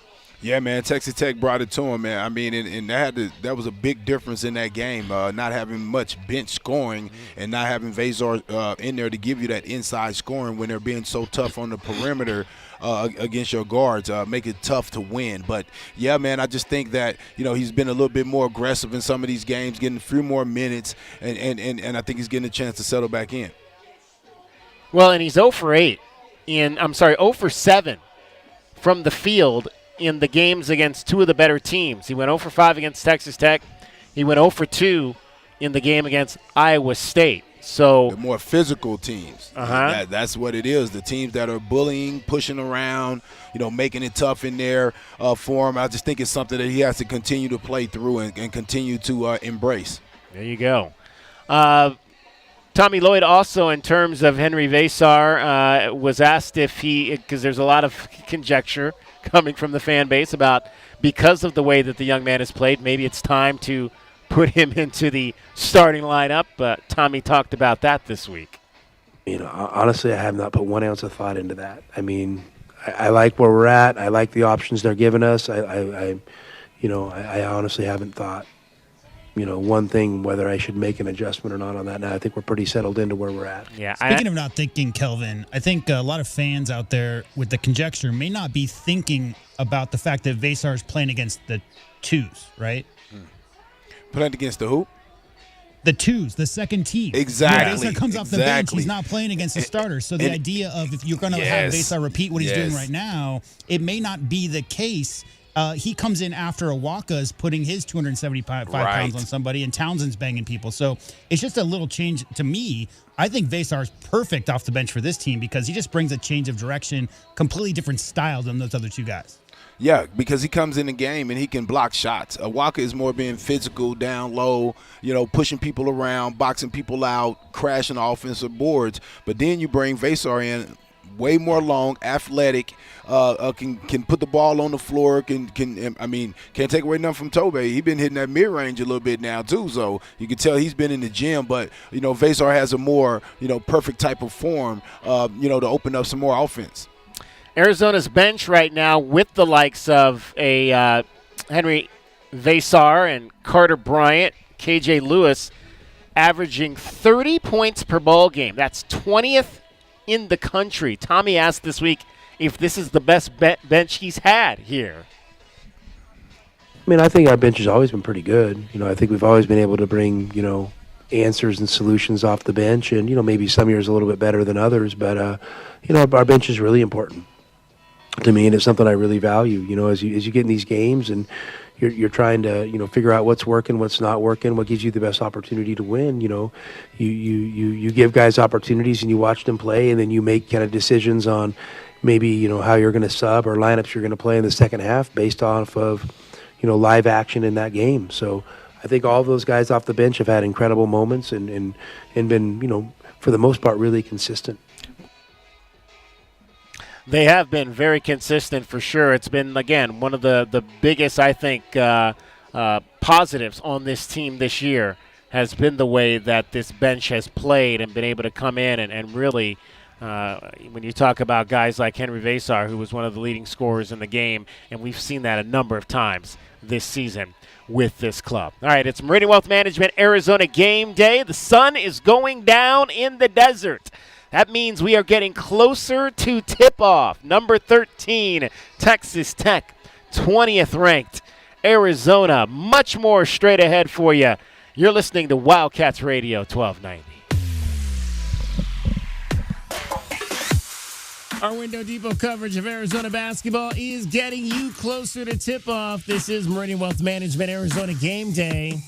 Hour 2 of our pregame show is brought to you by Dave & Buster's Tucson, Dorado Rock, Goodfellas AC, Humane Society of Southern Arizona, Lexus of Tucson, Recon Auto Detail, Right Way Heating, Cooling, and Plumbing, Rocking K, a master plan community designed by nature, University Termite and Pest Control, and by Meridian Wealth Management, wealth well managed, life well lived. Think of waking up with energy, standing tall and feeling free. Think First Chiropractic, good health is to enjoy. First Chiropractic is pleased to announce that Access Health Plans now cover chiropractic care. A referral by your PCP is required. For more information, go to firstchiro.com, the most trusted name in chiropractic care. A proud U of A radio sponsor. First Chiropractic, good health is to enjoy. Does it feel like the price of everything is going up, up, up? We can't control the price of gas or groceries, but at Royal Kia, we never add market adjustments, even while other dealers add fees because inventory is limited. At Royal Kia, you can rest assured you won't pay market adjustments, and we stand by our transparent online pricing. Royal Kia, the dealership that's different. OAC plus tax, title, license, dealer-installed options, and $529 doc fee. Royal Kia, Speedway in Columbus or royalkia.com. Right Way Heating, Cooling, and Plumbing is the ultimate team when it comes to your home's comfort. Thinking about replacing your heating and air system? It's February at Right Way. These are some of the slowest months of the year. We have equipment in stock and our crews are available. And we're including an 80% furnace absolutely free with the purchase of an air conditioning system. And if that's not enough, we're offering 60 months no interest financing, tax credits up to $2,600, energy efficiency rebates, and 10-year parts and labor warranty. Call or text 520-200-2422 today or visit rightwayac.com. Stars are shining down on Goldberg and Osborne. The Eagle has more than 2,200 five-star Google reviews from across Arizona, like these. They go that extra mile to let you know they care. A wonderful experience. They treat their clients like family, and their professionalism is the best in the business. They made sure I got a great offer. Like a bulldog, they fought for me. Well said, everyone. After any accident, remember, the bird is the word. Visit Goldberg and Osborne at 1-800-THEEAGLE.com. Do you trust those in charge of your financial future? Trust is founded on 3 core principles: competence, honesty, and benevolence. Those making decisions about your financial future should always place your best interest ahead of their own. I'm Natalie Fernandez-Lee, and at Meridian Wealth Management, fostering trusted relationships with our clients is our top priority. Call us at 719-1433 or visit meridianwealthllc.com to learn more today. Advisory services provided by Meridian Wealth Management, a registered investment advisor. Sean Furrier for Jack Furrier Tire and Auto Care. Now that winter is really here, cooler overnight temperatures mean that your tire pressure warning light could be on. In most cases, you solve the problem by simply adding the correct amount of air to your tires. As always, you can stop by any of our 14-area Jack Furrier Tire and Auto Care locations for a free tire inspection and air pressure check. And if you need help with that low pressure warning light, we fix those too. Check out jackfurriers.com. Jack Furrier Tire and Auto Care since 1960, here to get you there. My heat and air were in a state of disrepair. Are you having sewer and drain issues? Pixrock's Cooling, Heating, and Plumbing is the name to know when your drains don't flow. We do the dirty jobs so you can focus on yours. Leave the drain pain to the experts. Call Pixrock's Cooling, Heating, and Plumbing at 520-492-0748 or pixrockscooling.com. Picture Rocks Cooling, Heating, and Plumbing. Make the right choice for your home when it comes to windows and doors. For more than 20 years, the Window Depot has provided the best price and biggest inventory on in-stock windows and doors. The Window Depot is open to the public, so whether you're a homeowner or a contractor, you can shop the enormous warehouse. Browse the shelves with over 1,000 vinyl windows, interior and patio doors, and skylights in several varieties and sizes available to go home today. Shop thewindowdepot.com or find a location near you. The Window Depot. Best price, biggest inventory. Our Window Depot coverage of U of A basketball continues. This is the Meridian Wealth Management Arizona Gameday pregame show on Wildcats Radio 1290. Now, back to your hosts, David Kelly, the captain Kelvin Yvonne, and J.W. Madden. The lob's going to go to Toppin from Anderson. Anderson gets it back for a corner three. Bang! Elijah Hawkins is being chased by a double team. They fired under for Toppin for the dunk. Oh, yeah. As Hawkins goes alley-oop to Fitty! Yes, you can. NBA 3 McMillan. My goodness! Bang, bang. Red Raider W. 73-59. That's Texas. 7 straight. Time now for a look at today's Wildcat opponent. The Scouting Report is brought to you by Jack Furrier Tire and Auto. Jack Furrier, since 1960. We're here to get you there.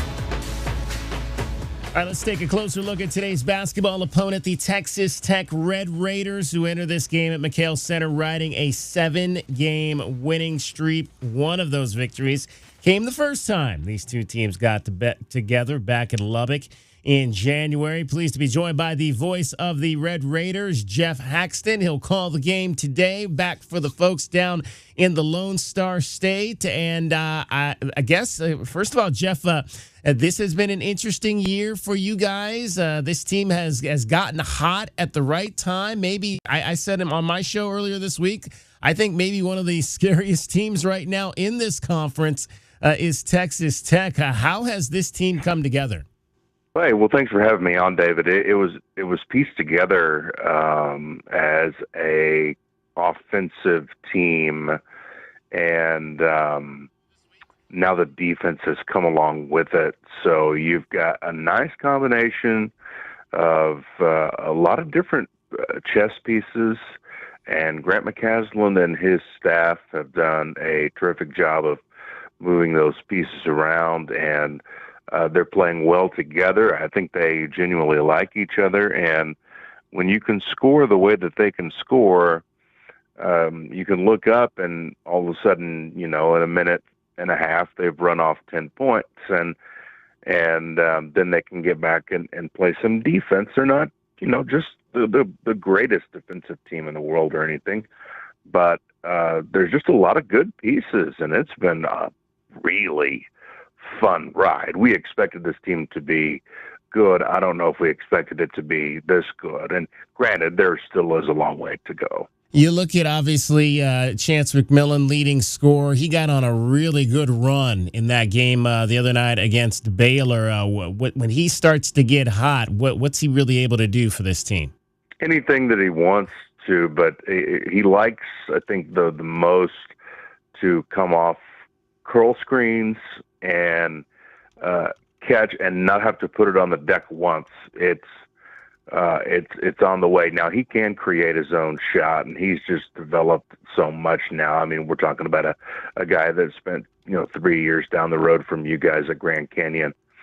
And this is his second year in Lubbock. But just a scorer's mentality, and with that talent, doesn't have a ton of off nights.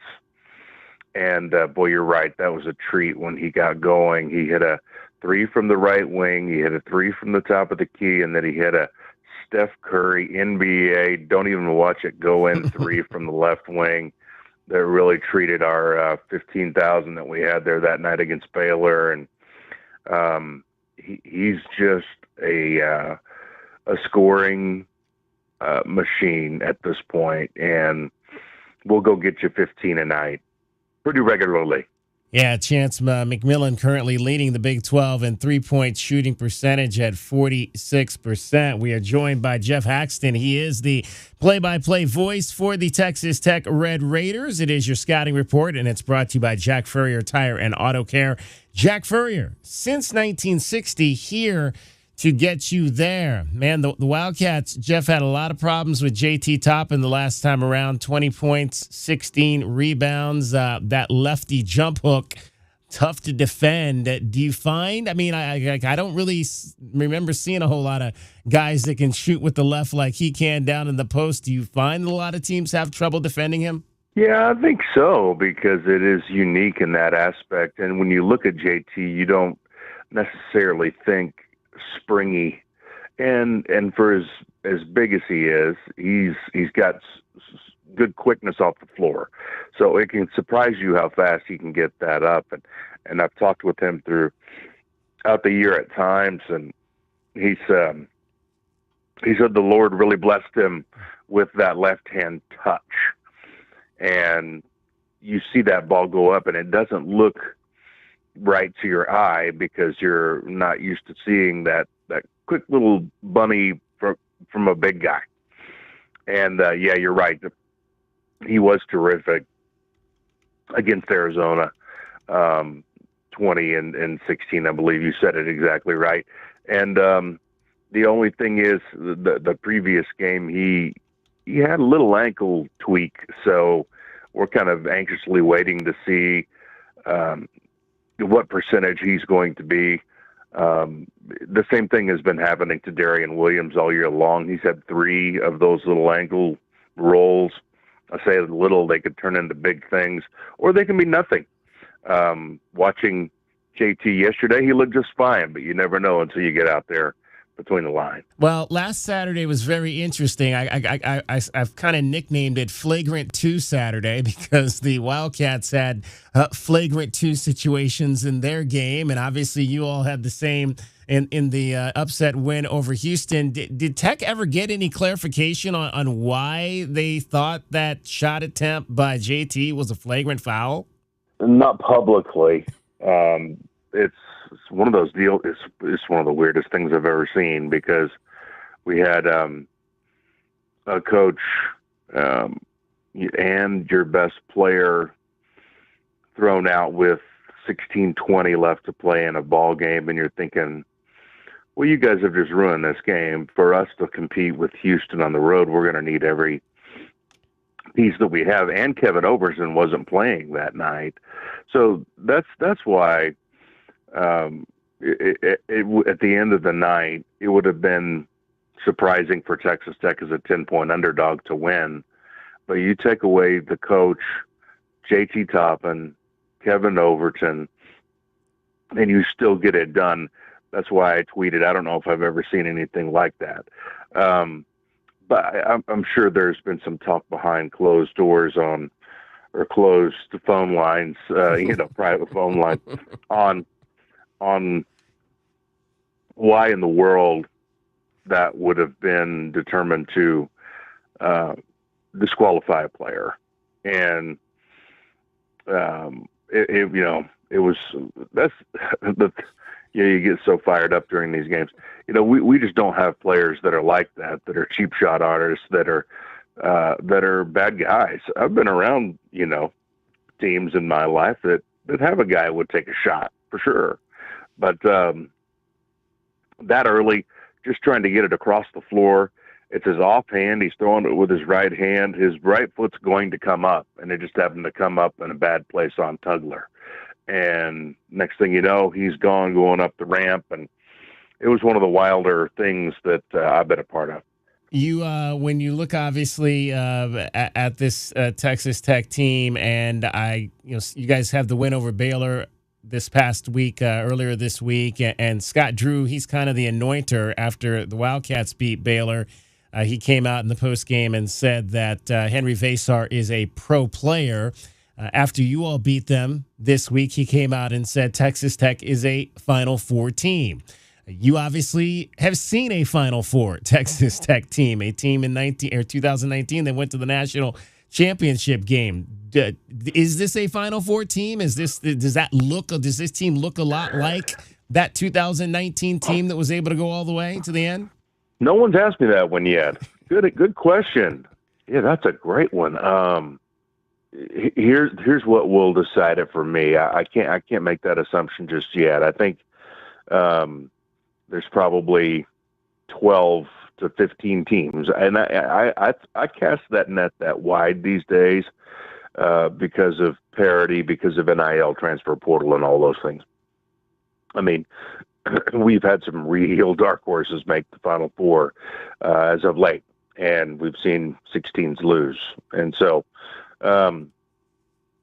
It's hard to make that call just yet, but here's one thing that'll tell it for me is right about now during that season, Texas Tech went on a 3-game losing streak, punctuated with a loss at Allen Fieldhouse, and then won the rest of their games all the way to the Big 12 tournament, which I believe was 9. So they went on a massive run to close things down, got really hot, and got hot at the right time.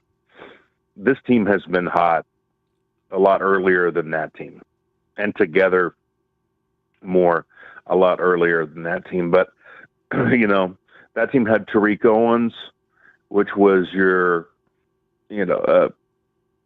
dirty work guy, your sitter, your dunker. That's Federico for this team. It had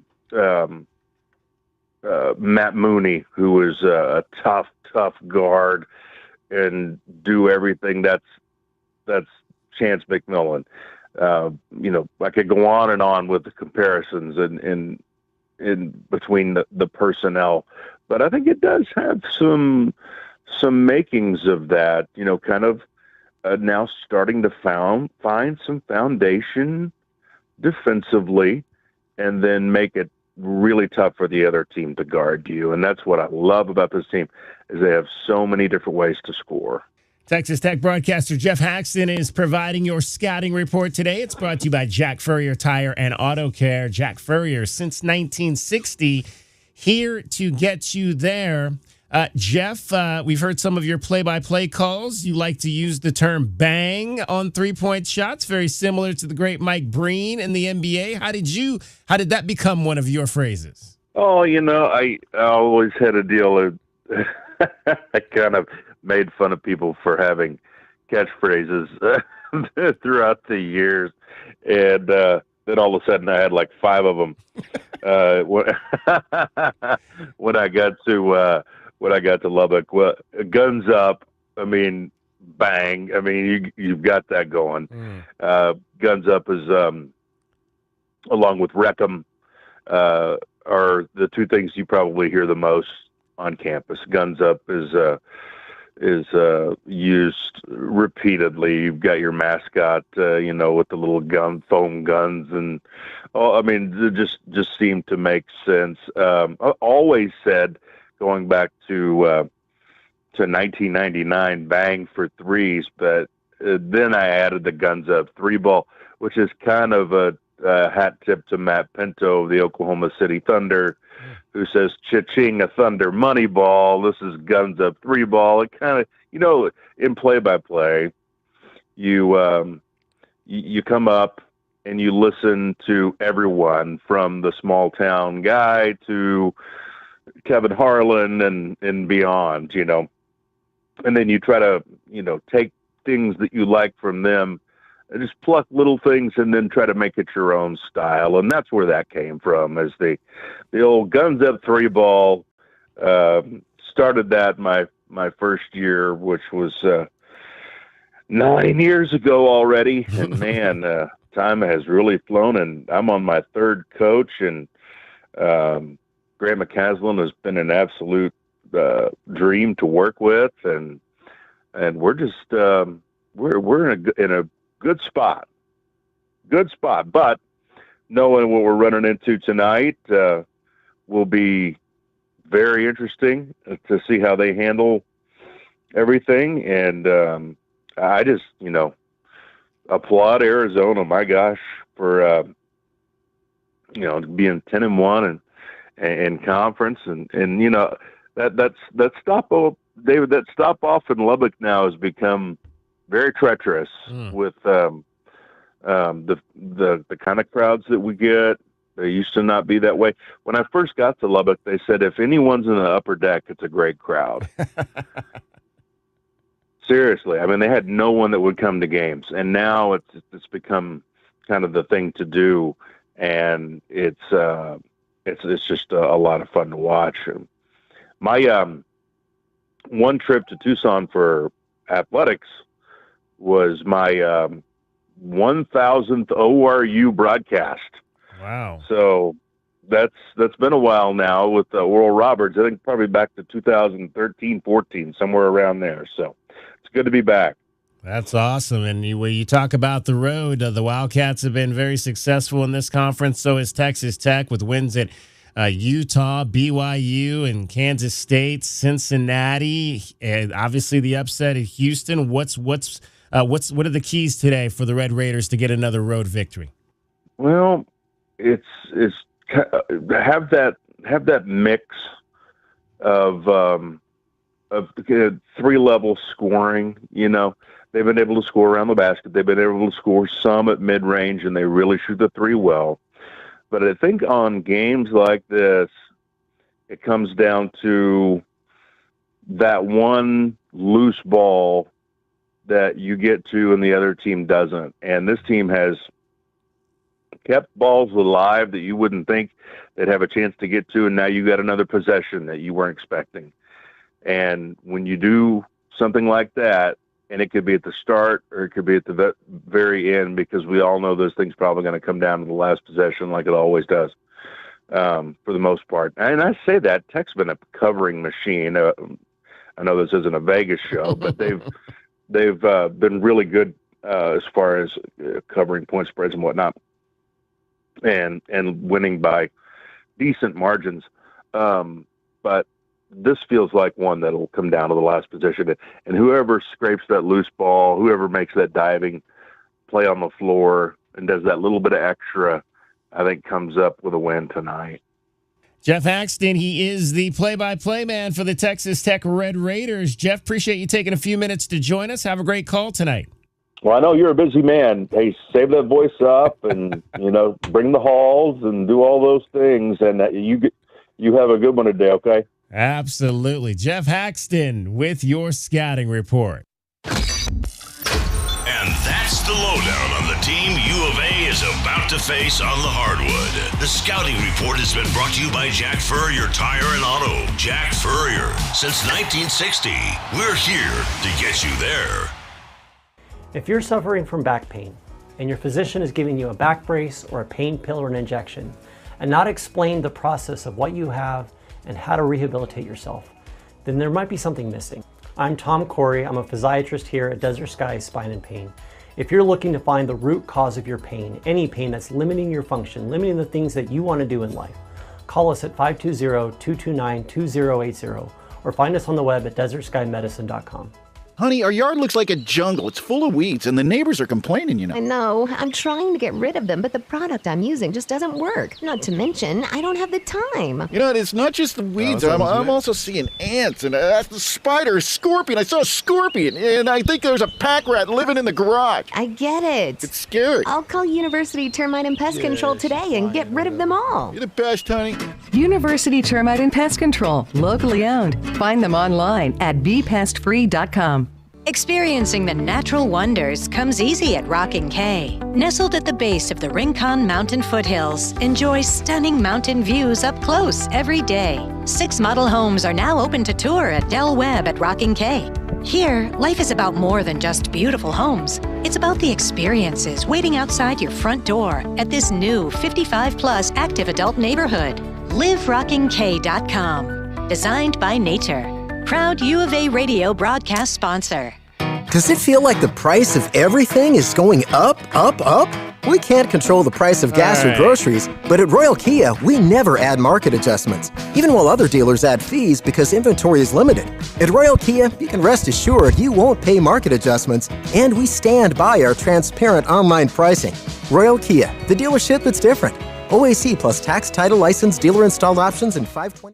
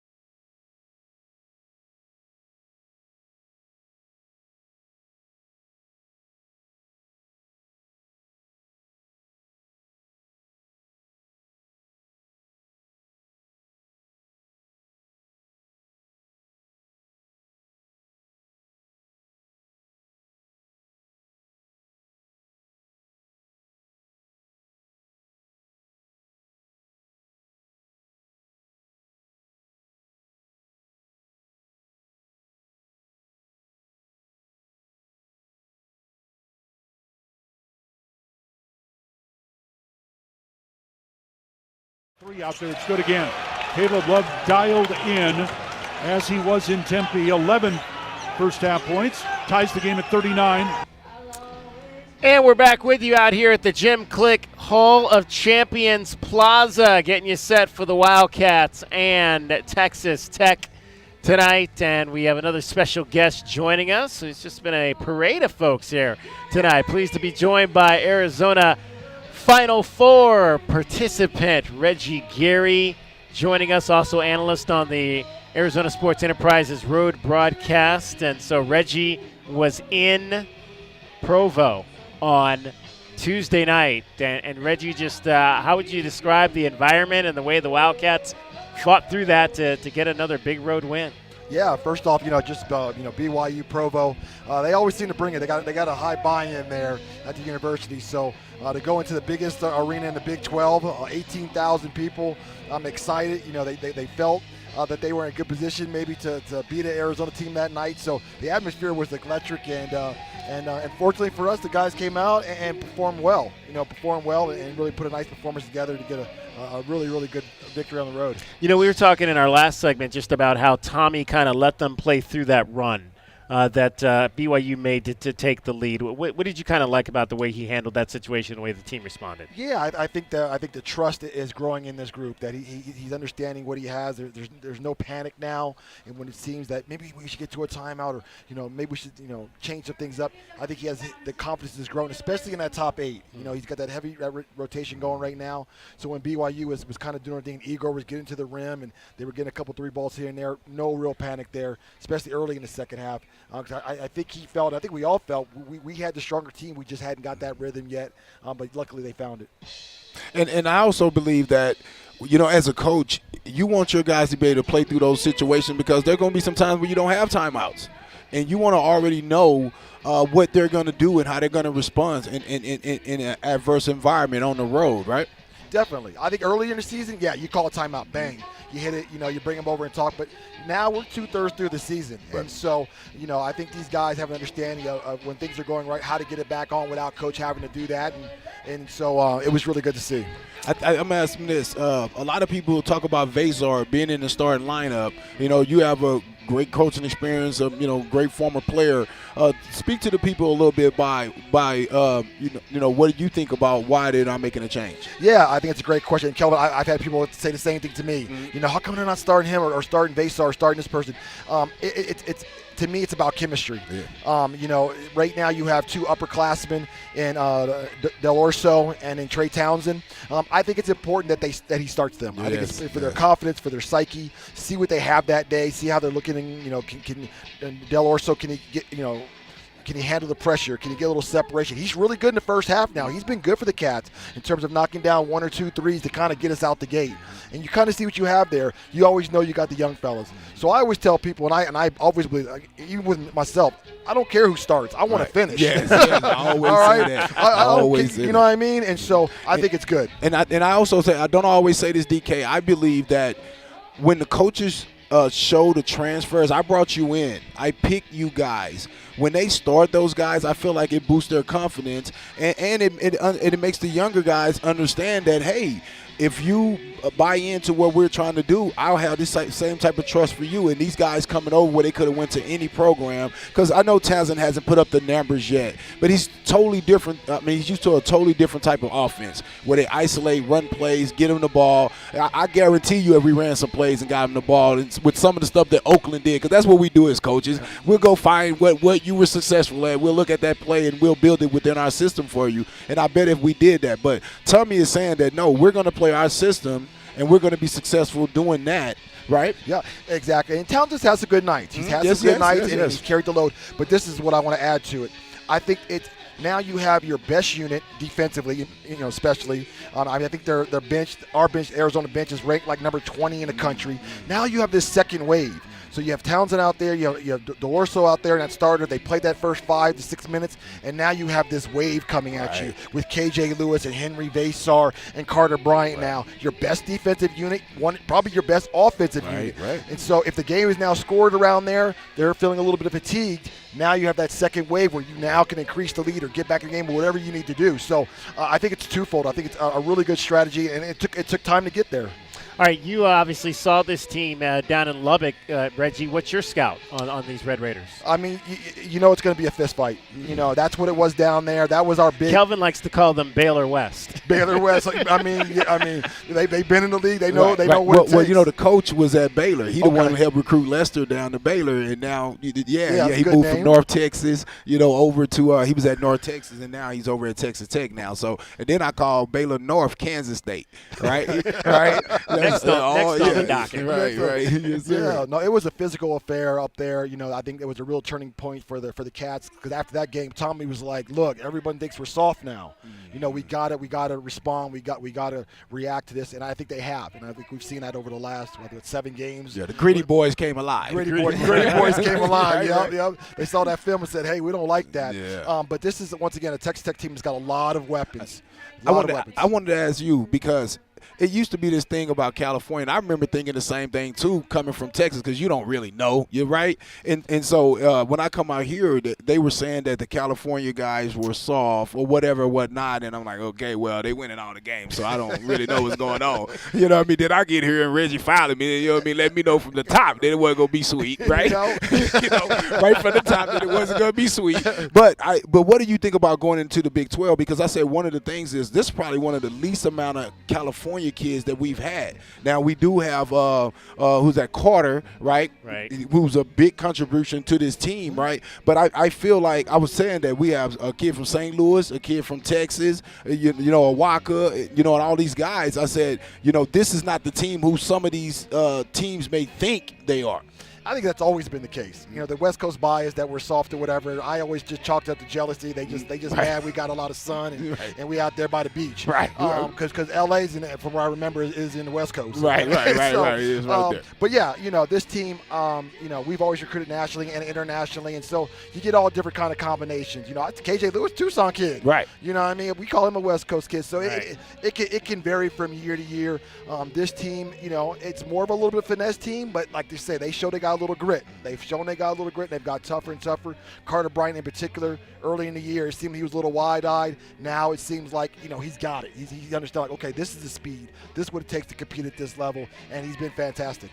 What do you, in terms of your work internally here within the athletic department, what are you guys liking about these doubleheader Saturdays? This is the third one I think we've had with both men and women playing, and the ability to showcase both these programs on the same day. It's just that ability to showcase both. That you can come down to McKale Center, have a great afternoon and evening like we're having today. The women had a rivalry game versus ASU. They were victorious. We got Dusk out here on the deck playing some music in between games, and we're having a great time. And now we're going to have a big-time top 25 matchup in the Big 12. So it's just a beautiful day, and our weather is great. So it's just been a fantastic Tucson, Arizona day. What do you want to see, Reggie, as we kind of begin to get into the second half of the season from this team? Head down and keep pushing forward. You can be patting yourself on the back, and you're back in the top 25, and Joe Lenardi's got you as a 4 seed potentially. That's intoxicating. And so if I'm on that sideline, or if I'm talking to the guy, man, just keep your head down, doing what you do, or do what you're doing. You guys are playing great right now, and all the patting the backs and all that stuff that happened at the end of the year.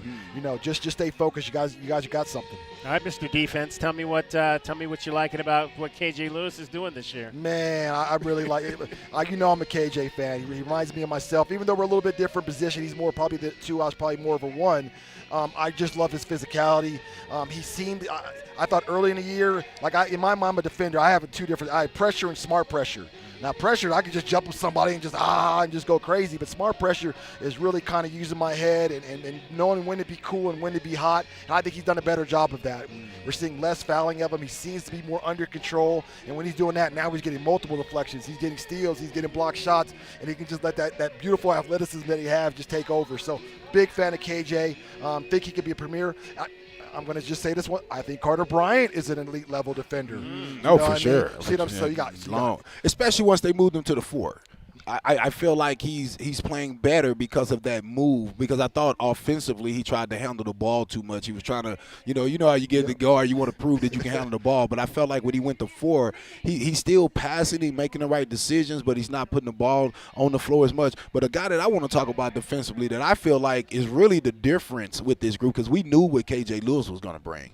I think we knew what Bradley was going to bring. I think Love defense, I feel like, has been to another level. Started the game out on the Iowa State guy. He was on him. I was like, wait a minute. You got your best offensive player guarding theirs. But I felt like the challenge helped step him up, and to play at another level. But I feel like his rebounding has been ridiculous, especially defensive rebounding. Not a lot of offensive rebounding, but he's like second on the team, I think, right, DK, in defensive rebounding. Right. So I just feel like that his defense has been at another level. I would agree with you there. I think at times he still floats a little bit, but for the most part, he's been locked in. And I think he's the kind of guy, he's got to respect his opponent. And so by Tommy putting him on the other team's best player, that gets his attention. Now he's engaged, and now he's going. I mean, I think defensive he's better. The rebounding's been great. Now he's got his shooting more consistent. And I'm going to add the passing. Yeah, no, assist totals are right. Assist to turnover ratio, he's top 15. So now you got 2 guys that do a lot of the ball handling for your team. You have Jaden Bradley, and now you have Caleb Love, and both guys take excellent care of basketball. And Lewis as well, yeah. So, I mean, it's been a Tommy staple in terms of a really good assist-to-turnover ratio. But, yeah, he's looking like the full package this year. And how about the job, we're talking defense, that Bradley did on Igor Demon the other night? Yeah, Demon, a lot of hype around the young man, as should be. 6'9", 19-year-old point guard. He made it difficult for him. We threw a lot of bodies at him. Going back to that BYU game, I was looking at Saunders. Rich Saunders came into that game for BYU, averaging about 22 over the last 5 to 7 games. Right. Completely shut him down. So, just kudos to the guys there. They understood the assignment and they got it done. All right, Reggie. Well, we appreciate the opportunity to talk to you always, and continued success with everything you're doing within the athletic department. We'll talk to you again down the road. No, I apprate DK. Kelvin, I love listening to you guys, man, anytime. Back on the road, right? Tuesday? Yeah, back out to Manhattan. Or Monday to fly to Manhattan. Ooh. There we go. Never stops. Never stops. Reggie Gary, we're going to take a break, come back with much more coming up. Meridian Wealth Management, Arizona Game Day, coming to you live from the Jim Click Hall of Champions Plaza. You're listening to Wildcats Radio 1290. Our Window Depot coverage of Arizona basketball is getting you closer to tip-off. This is Meridian Wealth Management Arizona Game Day.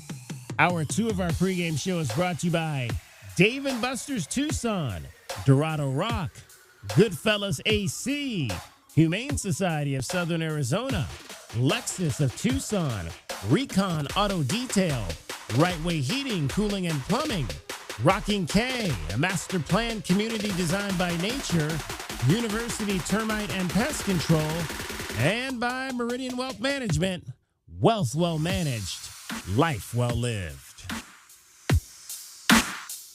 Your home for everything Arizona Wildcats. You're listening to Wildcats Radio 1290, KCUB Tucson, a Cumulus media station. Accidents cause hassles as big as the Grand Canyon. So we're hitting the road to spread the word about the bird. The Eagle at Goldberg and Osborne. Freeway fiasco in Flagstaff. Hurt in Havasu. Totaled in Tucson. No worries. The Eagle has offices across the state. From Kingman to Sierra Vista, where they fight hard to get you more. So relax and ride on. Because the bird is the word. Visit Goldberg and Osborne at 1-800-THEEAGLE.com. You know it. Your neighbors know it. And let's face it, the mailman knows it too. Your yard just isn't what it used to be. But thankfully, Dorado Rock Materials can get you, well, your yard anyway, back to what it once was. And even better. Dorado Rock Materials has just what your yard needs, from decorative rock to boulders and everything in between, brought right to you.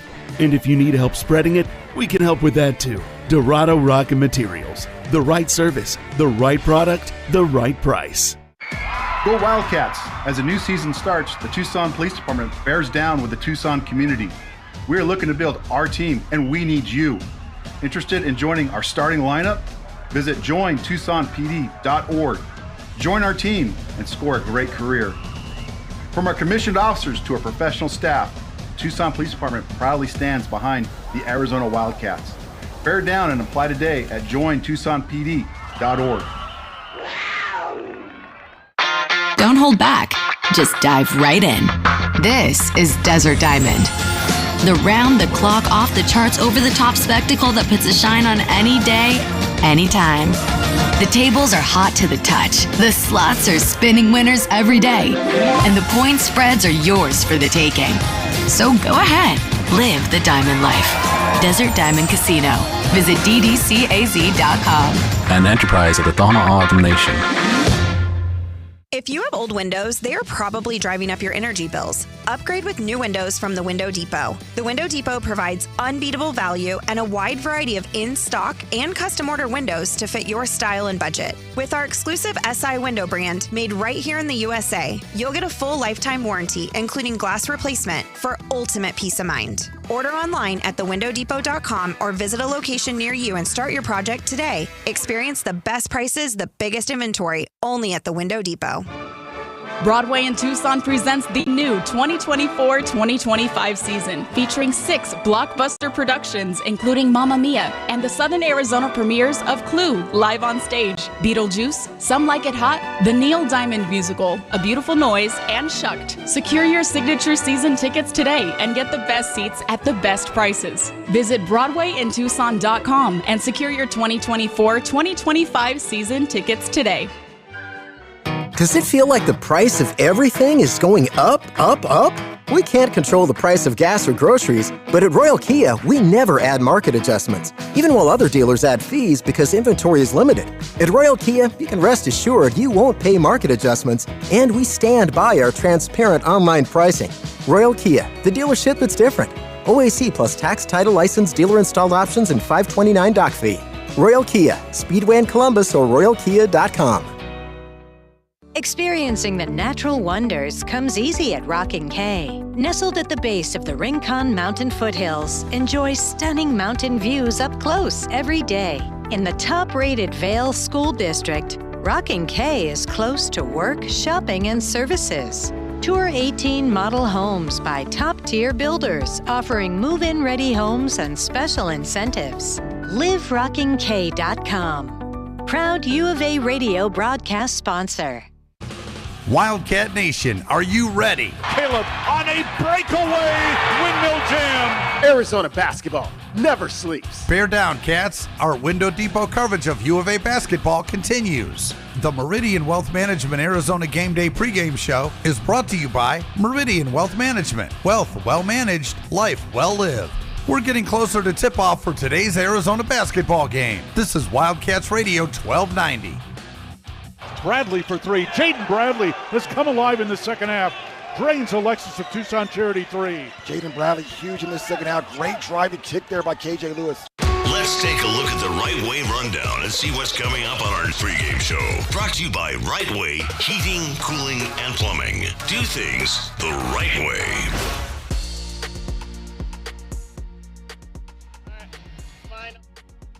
Final hour of the show here from the Jim Click Champions Plaza. We have got a lot to get to in this final hour. Best bets. Arizona is a 3-point favorite tonight in this game against number 13 Texas Tech. You're over under 149.5. Who will be that Red Raider that gets underneath the Wildcats' skin tonight? It's your Pest of the Game, brought to you by University Termite and Pest Control. Also, straight ahead, a view from courtside.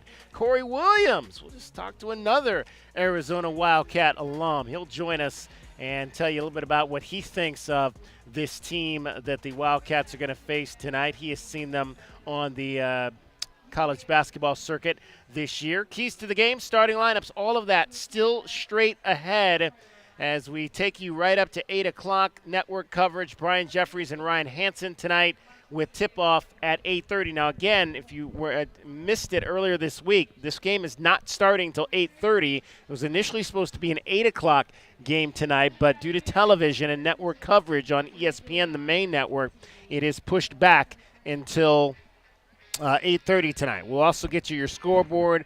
Coming up a little bit later, we'll update you on what's happening over at the softball facility over at Hillenbrand Stadium as the ladies are taking on number 11 Alabama as we speak as well. We've got our Priscilla Mugwa over there. We'll tell you what's happening with that. But right now, let's get to our best bets. Tucson, what are some of today's best bets? Will the Cats beat the spread? It's time to look at some of today's best bets. Brought to you by Desert Diamond Sportsbook, Arizona's best bet. All right, Arizona, a 3-point favorite in this game tonight at home. J-Dub is surging on the best bet side. He is now on top, I believe, by 1. Having won 9 of the last 10 best bets.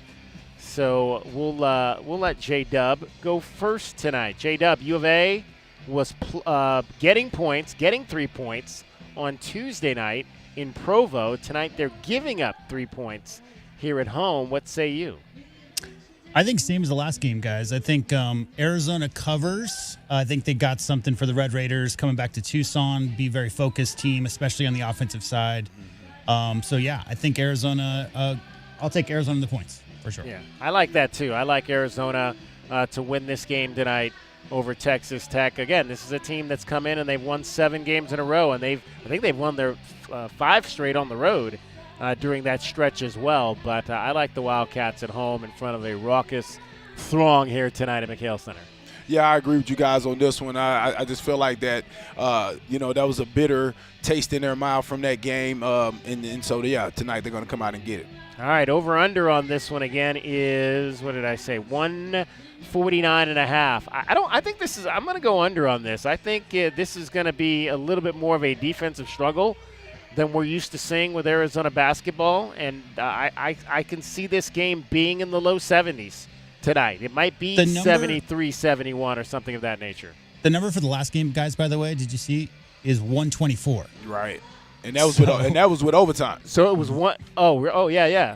At Texas Tech, right. It was 70-54, 124. Right. Yeah. So. Yeah, Kelvin, I'll go next. I think that's a very low number, and I'll say just slightly over. So I don't think it's going to be too much more, but mid-70s, I think I could see these teams scoring. Okay. Kelvin? Yeah, I agree with J-Dub on this one. I think Arizona's going to play better offensively, and Texas Tech is just feeling good about themselves right now, so they're going to match the energy. So, yeah, it's going to be a tight one. All right, everybody takes Arizona and lays the 3 points tonight. J-Dub and Kelvin are taking the over at 149.5, and I will take the under on that. And we'll see who's cashing tickets on the postgame show. Those are today's best bets. Brought to you by Desert Diamond Sportsbook, Arizona's best bet. All right, now it is the time you have been waiting for. DK with TL. And as always, it is sponsored by nobody. So, if you want to sponsor DK with TL, give us a call. 520-887-1000. My questions to the head coach, who starts out this week talking about the last time these two teams got together in Lubbock. That game, we played in a tougher environment, and, it was kind of a game where maybe neither team felt like they played great.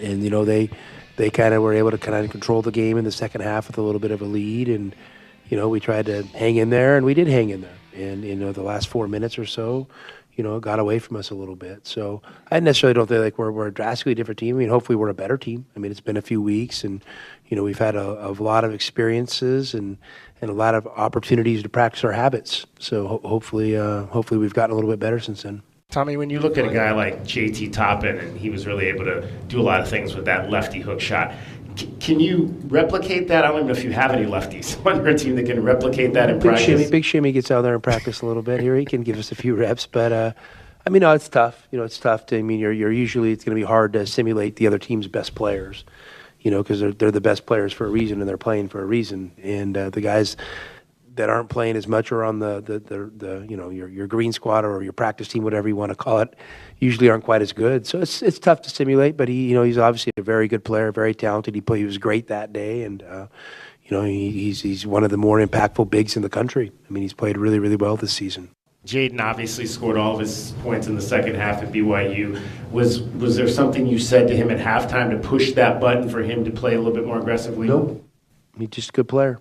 And just, the game kind of provided some opportunities for him, and he took advantage of them. And I thought he did a heck of a job managing that game, the first and the second half. I just thought he did a great job. And, good players have an understanding to how to serve the game. And when the game asks them to do something, they take advantage of their opportunity and they deliver. How did you evaluate Delly's game against BYU from the standpoint? Obviously, he wasn't able to make shots, but he still was able to facilitate for you and create points for others. Delly's, he's finding his way. He's finding his way.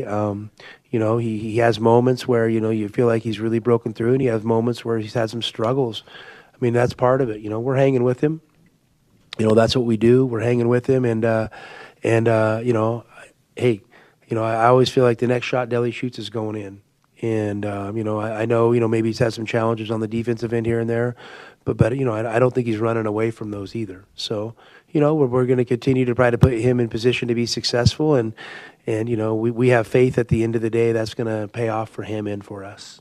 When you look at that 7-minute stretch that they went without scoring, obviously they missed a lot of shots there, Tommy, but what did you like about the way your defense was cutting off driving lanes, not allowing them to get in where they could drive and kick? Are you talking BYU? You're correct, yeah. Yeah, I mean, I thought our guys did a good job being really attentive, defensively. I think we had our pressure applied in the right areas. We were supporting in the right areas. And, I just felt like they didn't have a lot of great rhythm looks. And they're a team, that likes to run sets to create shots off those sets. And I felt like we kind of just knocked them off course a little bit. And then, the most important thing at the end is we rebounded the ball. And, if you rebound the ball, I mean, now you have a chance to, go get transition offense and kind of and make some runs. So, I thought our guys did a great job executing the game plan. And for the most part, I think, for the last, month or so, they've been doing a really good job defensively. What update can you give us in terms of Trey hit his head and Toby got poked in the eye? Yeah, I mean, I think we're business as usual. I mean, as far as I know, I don't think there's, anything that's come out of that at all. You guys having a Super Bowl party or anything for the guys, or everybody over Tommy's 8:30 tomorrow night. No question. We will be. We'll practice Sunday before the Super Bowl. Trust me. 8:30 tomorrow night. That's in about an hour and a half what he's talking about there. Wildcats, he is all locked in on what his team has to do here tonight in this game against the Texas Tech Red Raiders. Tommy Lloyd, and when you look at this Texas Tech team, and one of their key players of late has been the guy with the double name, Federico. He was plus 19 Tuesday night in their victory over Baylor. Why was that, Grant McCaslin? There was a play right at the end of the half where they, or right at the beginning of the second half, and I showed him where Wright was dribbling down the lane and looked like he had a layup, and Fede blocked it out of bounds. And like during that stretch, like this is where he's been huge for us. Just his communication, his experience, his ability to navigate the middle of the floor and help our guys stay in position, and then he can make those kind of plays. And the more he gets like that, the better we'll be. 7 wins in a row in the Big 12 almost never happens. Does it feel different, just this team compared to others that you've been a part of? No. I mean, I've been a part of a team that went 16-2 in the league, which is the most in the league's history. I mean, like this is our expectation. I don't say that arrogantly. I say that humbly, knowing that it takes a lot of work and belief to do it, and how you approach every day is extremely important. And I think I just told them in the locker room, like, expect this, but like you have to be willing to put in the work and do the things in between now and tomorrow to put yourself in position for what we got to do on Saturday. All right, might Federico be one of those guys that gets underneath the Wildcats' skin tonight? Let's find out. Who is today's Pest of the Game? 1 second. Got it at the buzzer. The Pest of the Game is brought to you by University Termite and Pest Control. Check them out at bepestfree.com. Yeah, there's a lot of guys on this roster who who could step up at any given moment and be that guy that gets underneath the Wildcats' skin. Kelvin, who do you think it's going to be tonight for them? The pest, and when you look at the size of their guys, the pest to me is Elijah Hawkins, 5'11", 160. 9 of the 14 assists that they had in the last game we played against them, we only had 9 assists. So he had just as many assists as us. He gets those guys shots. So, yeah, that's mine. All right. That's a pretty good one. Elijah Hawkins, the 5'11" senior out of Washington, D.C. First season playing at Tech. Last year he was at Minnesota. Before that, he spent a couple of years at Howard. You know? What do you think, J-Dub? Well, I think it's just as easy as Chance McMillan, just because, familiar with the state, played 3 years at GCU. Right. But what he's been doing lately, and again, a guy, as you both said, there's a lot of guys on this team you could point to. He's right at the top. Him and Toppin are the guys. I think McMillan, you let him get going. He's a guy who can score off the dribble, catch and shoot. He's trouble. So don't let him get comfortable. That's my pest. Chance McMillan. All right. Scored 9 consecutive points to help turn that game against Baylor around on Tuesday night. Leads the Big 12, shooting 46% from three-point land. That is 8th best in the nation. And he put up a season-high 23 points in their win over Houston, including 5 threes in the win over Baylor. So he has been the hot player of late for this club. Who am I going to go with? Well, I kind of like to go with the kid that played 1 year of prep school ball in Northeast Ohio, but I don't think he's going to play. Ameli Yalaho, but I don't think he's going to play a whole lot tonight, so I'm not sure what much of a pest he's going to be.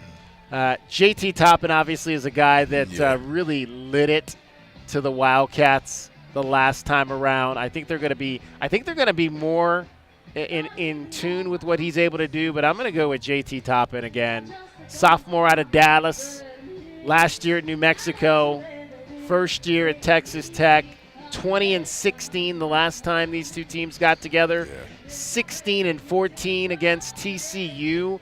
The timely buckets, too, right? Yeah. It wasn't just to his stat line in that game in Lubbock. It was really the timely buckets off offensive rebounds, and they would just get the ball to Toppin, and he would go to work, and he was really responsible for that win for the Red Raiders against Arizona. And it's that lefty skyhook. I just don't, again, that scared the heck out of me. It's funny because we talk about him shooting that lefty skyhook, and I don't know if maybe I just didn't notice this with Caleb Love, but he's been shooting a lot more with his left hand this year. Was I just missing that before, or am I just now seeing that he has a lot of lefty drives?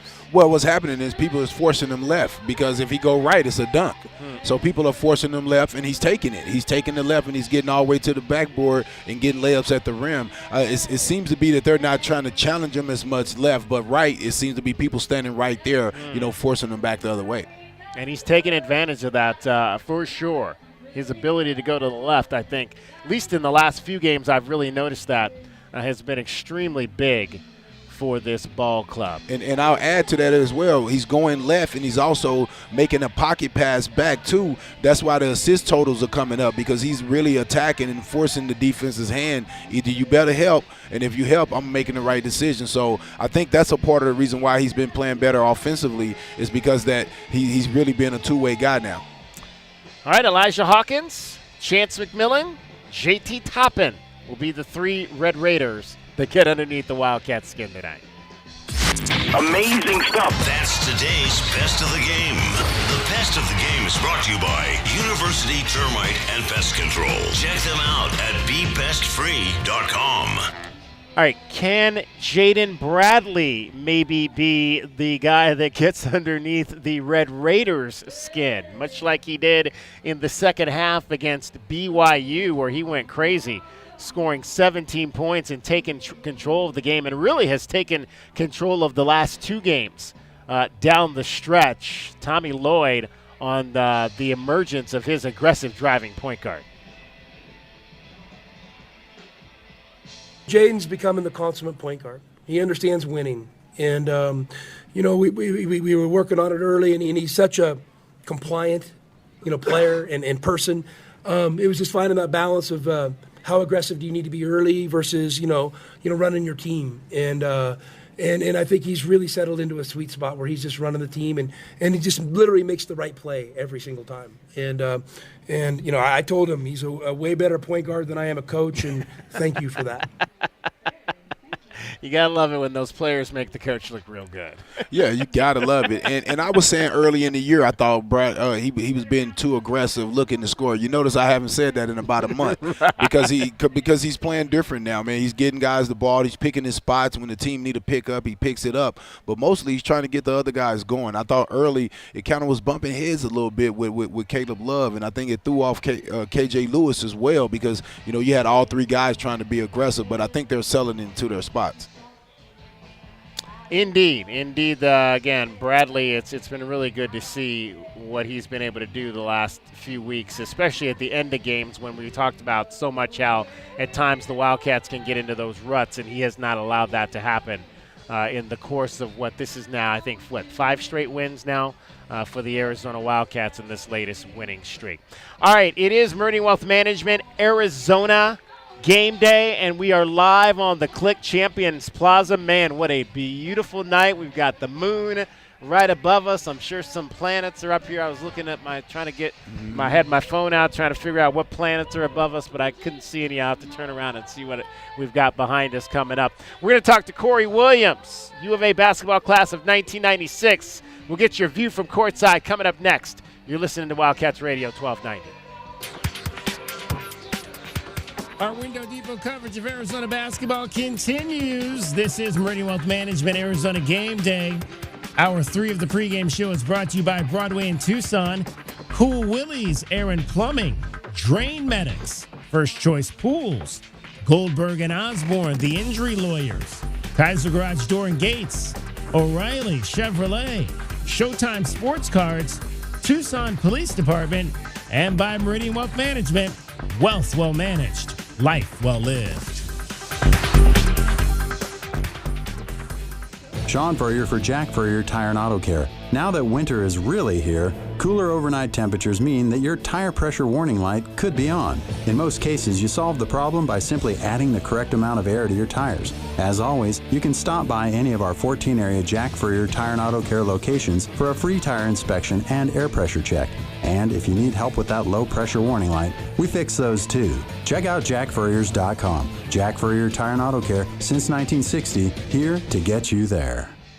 At University Termite and Pest Control, we handle all your pest problems. Maybe a few family ones too. Wait, you can even take care of my in-laws? I always tell people we'll take care of anything, even in-laws. You just have to dig the hole. Okay, but seriously, is it okay for our pets? Absolutely. It's okay for pets, kids, anything you want to live, will live. Call us today at University Termite and Pest Control. We'll squash those pests and enjoy it.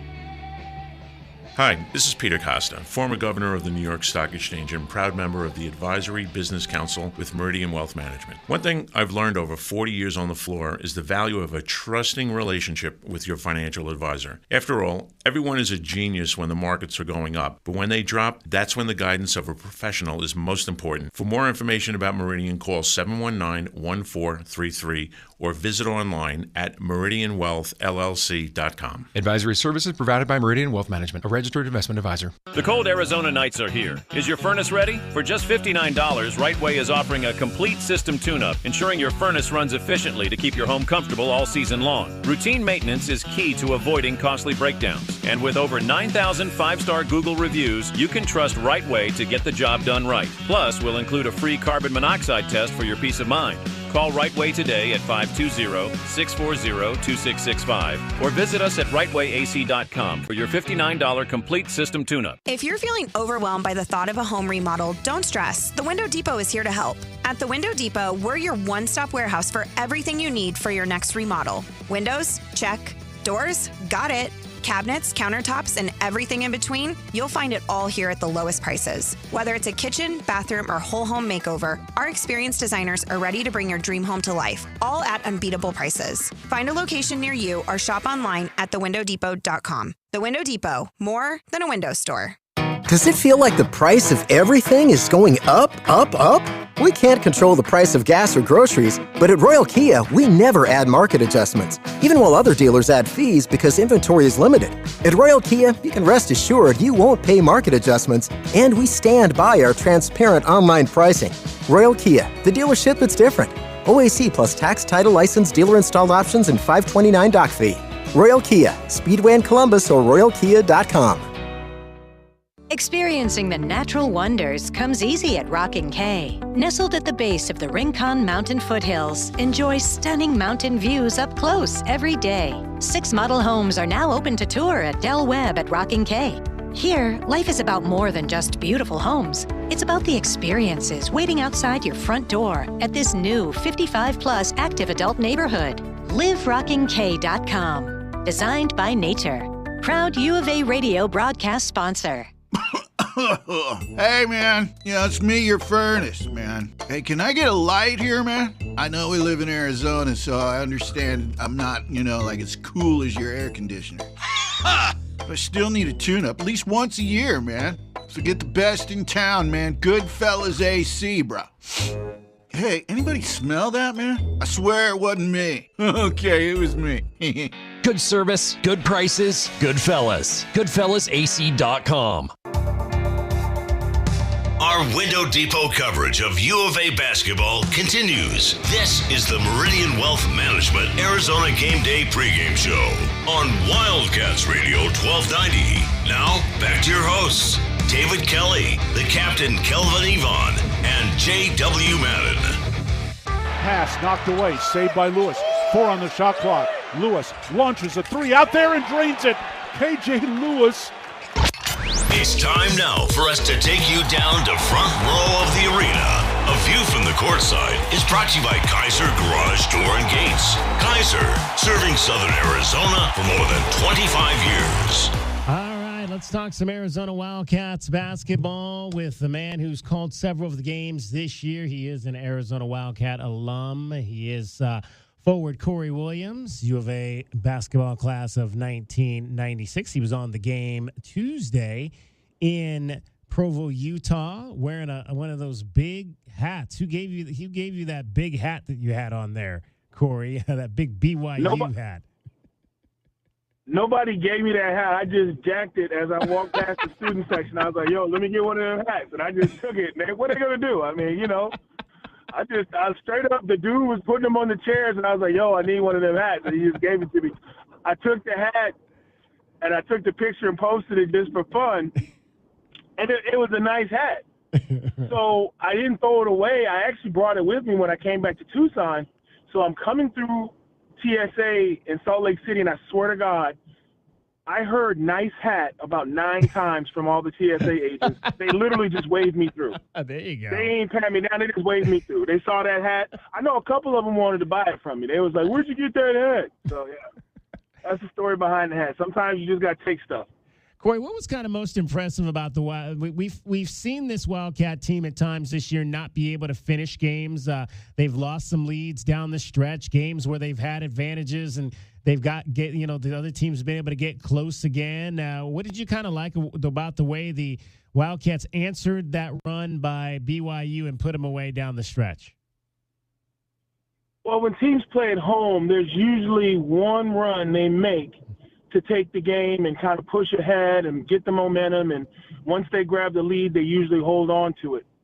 What impressed me about the game in Provo was there was probably 5 or 6 times where BYU pushed ahead, the crowd went nuts, and Arizona responded. I've never seen I got to go back a long time before I come up with a team that held in that tight on the road in that hostile atmosphere. I was very, very impressed with the way the kids kept bouncing back every time BYU made a run, and that place felt like it was going to explode.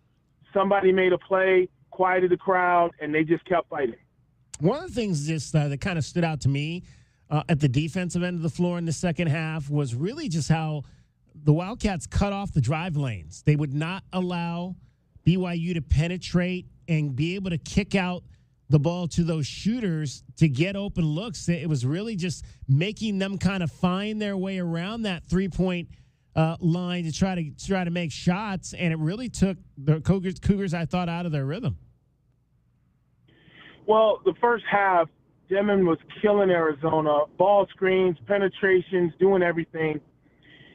Second half, Coach Tommy Lloyd put KJ Lewis on him, Jaden Bradley on him, and those two guys literally took it personal and took him completely out of the game. Now, Hall kind of started scoring for them, but it was the ball pressure and the defensive pressure on the point guard, Demon, that really changed the whole offense for BYU. And you know, they struggled and they kind of fell apart over the final 4 minutes of the game. Which even magnifies maybe Jaden Bradley's performance then, because obviously if he was charged with that defensive duty and then still to be able to do what he did at the offensive end. I mean, to me, the two biggest baskets of the game were, his drive after Caleb hit the three to stretch the league back out, and then the three ball he hit in the corner to turn a 6-point game into 9. I mean, just big baskets by Jaden down the stretch. Yeah, and what's impressive about Jaden to me is Jaden is playing on a completely different level. I never achieved this level as a player in college. I did as a pro, but as a player in college, most guys go out on the court hoping they have a good game. Jaden Bradley's not even worried about that. Jaden Bradley is coming out teaching a master class in how to be a winner. Hey, coach, what do you need from me tonight? You need a bunch of downhill layups? I got that. You need assists? I got that. You need defense? I got that. I'm going to sit back and see what this game needs, and then I'm going to do whatever I need to do to help our team win. He was very quiet in the first half because he didn't need to do anything. But who closed out the game with all the layups? Who closed out the game with all the free throws? Jaden Bradley, when he had to. There are very few players that can flip a switch and do what's needed. And Jaden Bradley's at that point right now where we struggled in the first 10 games of the season with him being the only scorer, the offensive guy. He's fallen away from that and said, hey, let's just win. I'll do whatever we need to do to win. And Caleb's playing the same way. But when you think Jaden Bradley's not having a good game because he's not scoring, you need to take a look at the film because he's doing a bunch of other things that don't show up in the box score. He did a great job Tuesday night.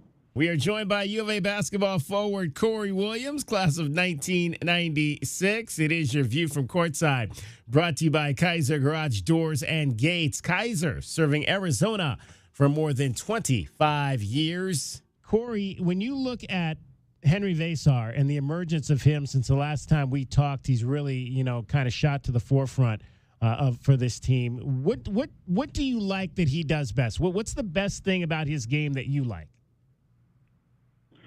He's a very active big. He doesn't just stand around.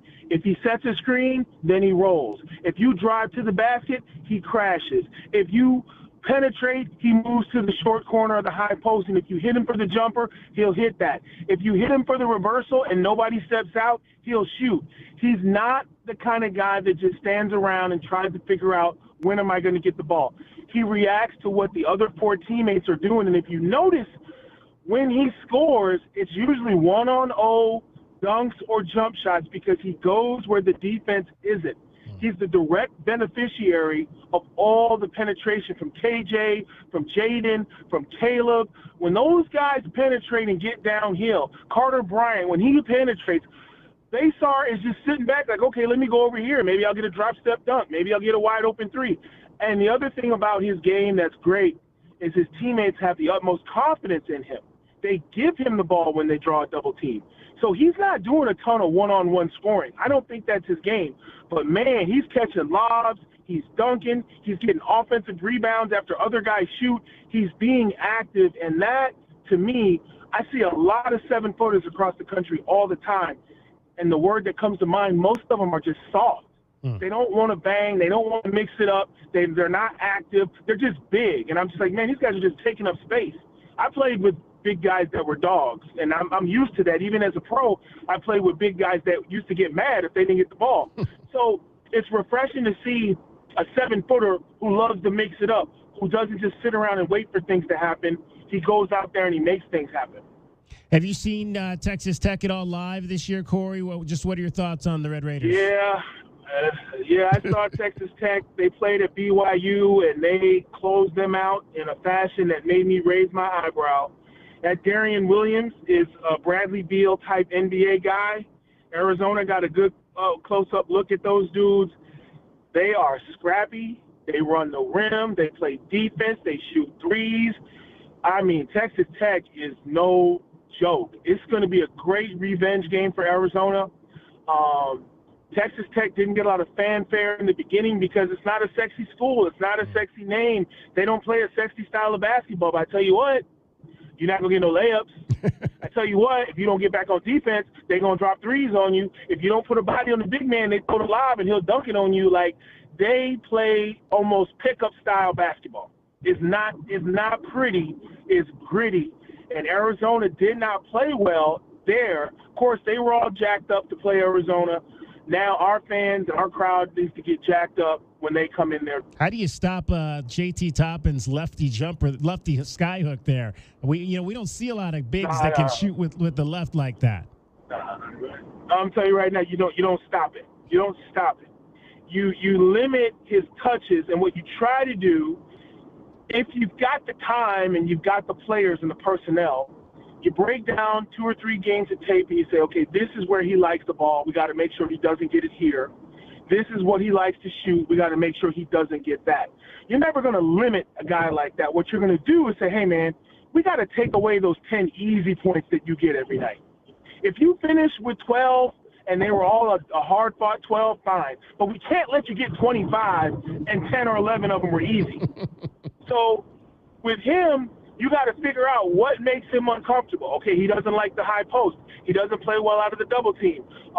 We got to play a 2-3 zone sometimes. Like, you got to make a guy like that uncomfortable because you got to remember, he went to the locker room and the coach got tossed, and they still won at Houston. Yeah. Without the coach and him. He got tossed in the opening minutes of that game. So they are a deep team. They're a physical team. I think they're on the same path as Arizona. They want respect in the Big 12 this year because everybody's talking Iowa State, Kansas, Arizona. Nobody was talking Texas Tech at the beginning of the year. So now they want respect. The same way it was our first trip into Lubbock in a while, it's going to be their first trip to Tucson. They're going to want to come into Tucson and get a quality quad 1 win in our gym because they've got a chip on their shoulder the same way Arizona's had a chip on their shoulder since going 4-5.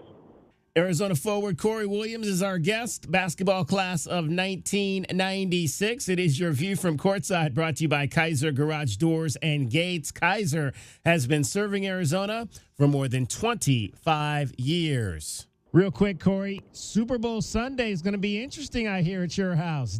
Dad's a Chiefs fan and Mom's an Eagles fan? How'd that all happen? Man, I'm going to do them like they used to do me. I'm going to sit them at opposite ends of the couch and say, look, keep your hands to yourself and watch your mouth. You don't come in my house with all that nonsense. It's a peaceful home. It's time for me to be the parent to the 2 children and sit them down and give them the ground rules before they even kick off. That sounds like a whole... And it's funny. It's funny because my dad does all the driving, and I know if the Chiefs lose, he ain't gonna want to give my mom a ride home. So it's gonna be brutal. Well, y'all have fun over there watching that game on Sunday, Corey. Always appreciate the chance to chat with you. Sounds good, brother. Take care. Corey Williams, Arizona basketball class of 1996. We hope you enjoyed your view from courtside. It was brought to you by Kaiser Garage Door and Gates. Kaiser, serving Southern Arizona for more than 25 years. Experiencing the natural wonders comes easy at Rockin' K. Nestled at the base of the Rincon Mountain foothills, enjoy stunning mountain views up close every day. In the top-rated Vail School District, Rockin' K is close to work, shopping, and services. Tour 18 model homes by top-tier builders, offering move-in ready homes and special incentives. LiveRockingK.com. proud U of A radio broadcast sponsor. Driving the lane, dunking on the competition, and playing as a team. These are things we'll see this season watching our Wildcats play basketball. These happen to be the things you'll also find when you buy your next vehicle from O'Reilly Chevrolet. The only difference is at O'Reilly, nobody gets penalized for traveling. Heck, we actually encourage it. See us on Broadway next to Park Place Mall. Call 747-8000 or find new roads at O'Reilly.com, where you can experience our version of a steal. O'Reilly Chevrolet, more than a great price. O'Reilly Chevrolet. The garage is more than a place to park your car. It holds prized possessions, and for most, it's a bustling entryway to the home. That's why LiftMaster designed the first ever opener with a built-in wide-angle camera and two-way audio, so you can see what matters and secure what's inside. Ensure your family and prized possessions are secure with a reliable garage door opener that's built to last and powered by MyQ for smartphone control. The team at Kaiser Garage Doors and Gates are your locally owned LiftMaster professionals. Visit kaisergarage.com to learn more. Get your backyard summer ready with a custom pool from First Choice Pools. A backyard oasis built around you. First Choice is a full-service builder of beautiful in-ground pools and backyard designs for years of staycations. If you want to dive in this summer, now is the time to visit TucsonPoolBuilder.com. First Choice Pools for installs, renovation, remodeling, and repair. Get started today at TucsonPoolBuilders.com. Ask about our 60-day pool. To be summer ready, First Choice is the only choice. Does it feel like the price of everything is going up, up, up? We can't control the price of gas or groceries, but at Royal Kia, we never add market adjustments, even while other dealers add fees because inventory is limited. At Royal Kia, you can rest assured you won't pay market adjustments, and we stand by our transparent online pricing. Royal Kia, the dealership that's different. OAC plus tax, title, license, dealer installed options, and $529 doc fee. Royal Kia, Speedway in Columbus or RoyalKia.com. Stars are shining down on Goldberg and Osborne. The Eagle has more than 2,200 five-star Google reviews from across Arizona, like these. They go that extra mile to let you know they care. A wonderful experience. They treat their clients like family. Good job and on their the post. professionalism is the best in the business. They made sure I got a great offer. Like a bulldog, they fought for me. Well said, everyone. After any accident, remember, the bird is the word. Visit Goldberg and Osborne at 1-800-THEEAGLE.com. Looking to upgrade your home? The Window Depot is your go-to spot for Milgard windows and patio doors. Select from a variety of styles, including aluminum, vinyl, or fiberglass, to start your journey to a brighter, more beautiful home. The Window Depot has Milgard windows in stock, ready to go home today, or their team can help you with a special order. Whether you're looking for energy efficiency, aesthetic appeal, or custom solutions, they've got you covered. Build the home you deserve with Milgard windows and doors from the Window Depot. Visit thewindowdepot.com to find a location near you. At University Termite and Pest Control, we handle all your pest problems. Maybe a few family ones too. Wait, you can even take care of my in-laws? I always tell people we'll take care of anything, even in-laws. You just have to dig the hole. Okay, but seriously, is it okay for our pets? Absolutely. It's okay for pets, kids, anything you want to live, will live. Call us today at University Termite and Pest Control. We'll squash those pests and enjoy it. Our Window Depot coverage of U of A basketball continues. This is the Meridian Wealth Management Arizona Game Day pregame show on Wildcats Radio 1290. Now, back to your hosts, David Kelly, the captain Kelvin Yvonne, and J.W. Madden. Lewis, KJ drives the lane. Tough shot up and in for KJ Lewis. Big time finish there by KJ. Once again, Arizona have great success that side pick and roll with the empty corner. Let's take a look at what's happening around the rest of the country. The college basketball scoreboard is brought to you by Goldberg and Osborne. Goldberg and Osborne, the injury lawyers. All right, we've got a bunch of games already final in the Big 12. Let's give you everything that's happened so far today. Number 5, Houston knocks off Colorado 69-59, so the Wildcats will need to win to stay even with the Cougars. The Buffaloes, guys, just cannot buy a win. 0-12. It's a really tough year for Tad Boyle and company in Boulder. Number 8, Iowa State wins by 30 at home over TCU 82-52, so they're back on the winning track after they lost 3 games in a row. They win to snap that streak. Kansas loses again on the road at rival Kansas State. Don't look now, but here come the Wildcats with the Wildcats coming to town on Tuesday. KSU knocks off Kansas 81-73. Kansas is 7-5 now in conference play. Baylor beats Central Florida 91-76. So the Bears bounce back after their loss to Texas Tech. It was their big man, Norchad O'Meara, 18 points, 12 rebounds in that ball game. West Virginia beats Utah 72-61. West Virginia is now 6-6 in conference play. Cincinnati gets back on the winning track as they knock off BYU at home. So BYU goes on the road and loses by 18 points, 84-66. The final in that one, it was Jizzle James, the son of Edgerrin James, with 24 points in that ball game. Top 25, I'll just give you some of the finals here. Michigan knocked off Indiana 70-67. Came out yesterday that it does not appear that Mike Woodson is going to return as the head coach of the Indiana Hoosiers. So they will be looking for another head coach with the Hoosiers. Illinois beats Minnesota 95-74. Mississippi State by one over Georgia 76-75. Wisconsin beat Iowa today. Kentucky big over South Carolina 80-57. Creighton beats Marquette. That's an upset as the 11th ranked Warriors fall on the road by 10.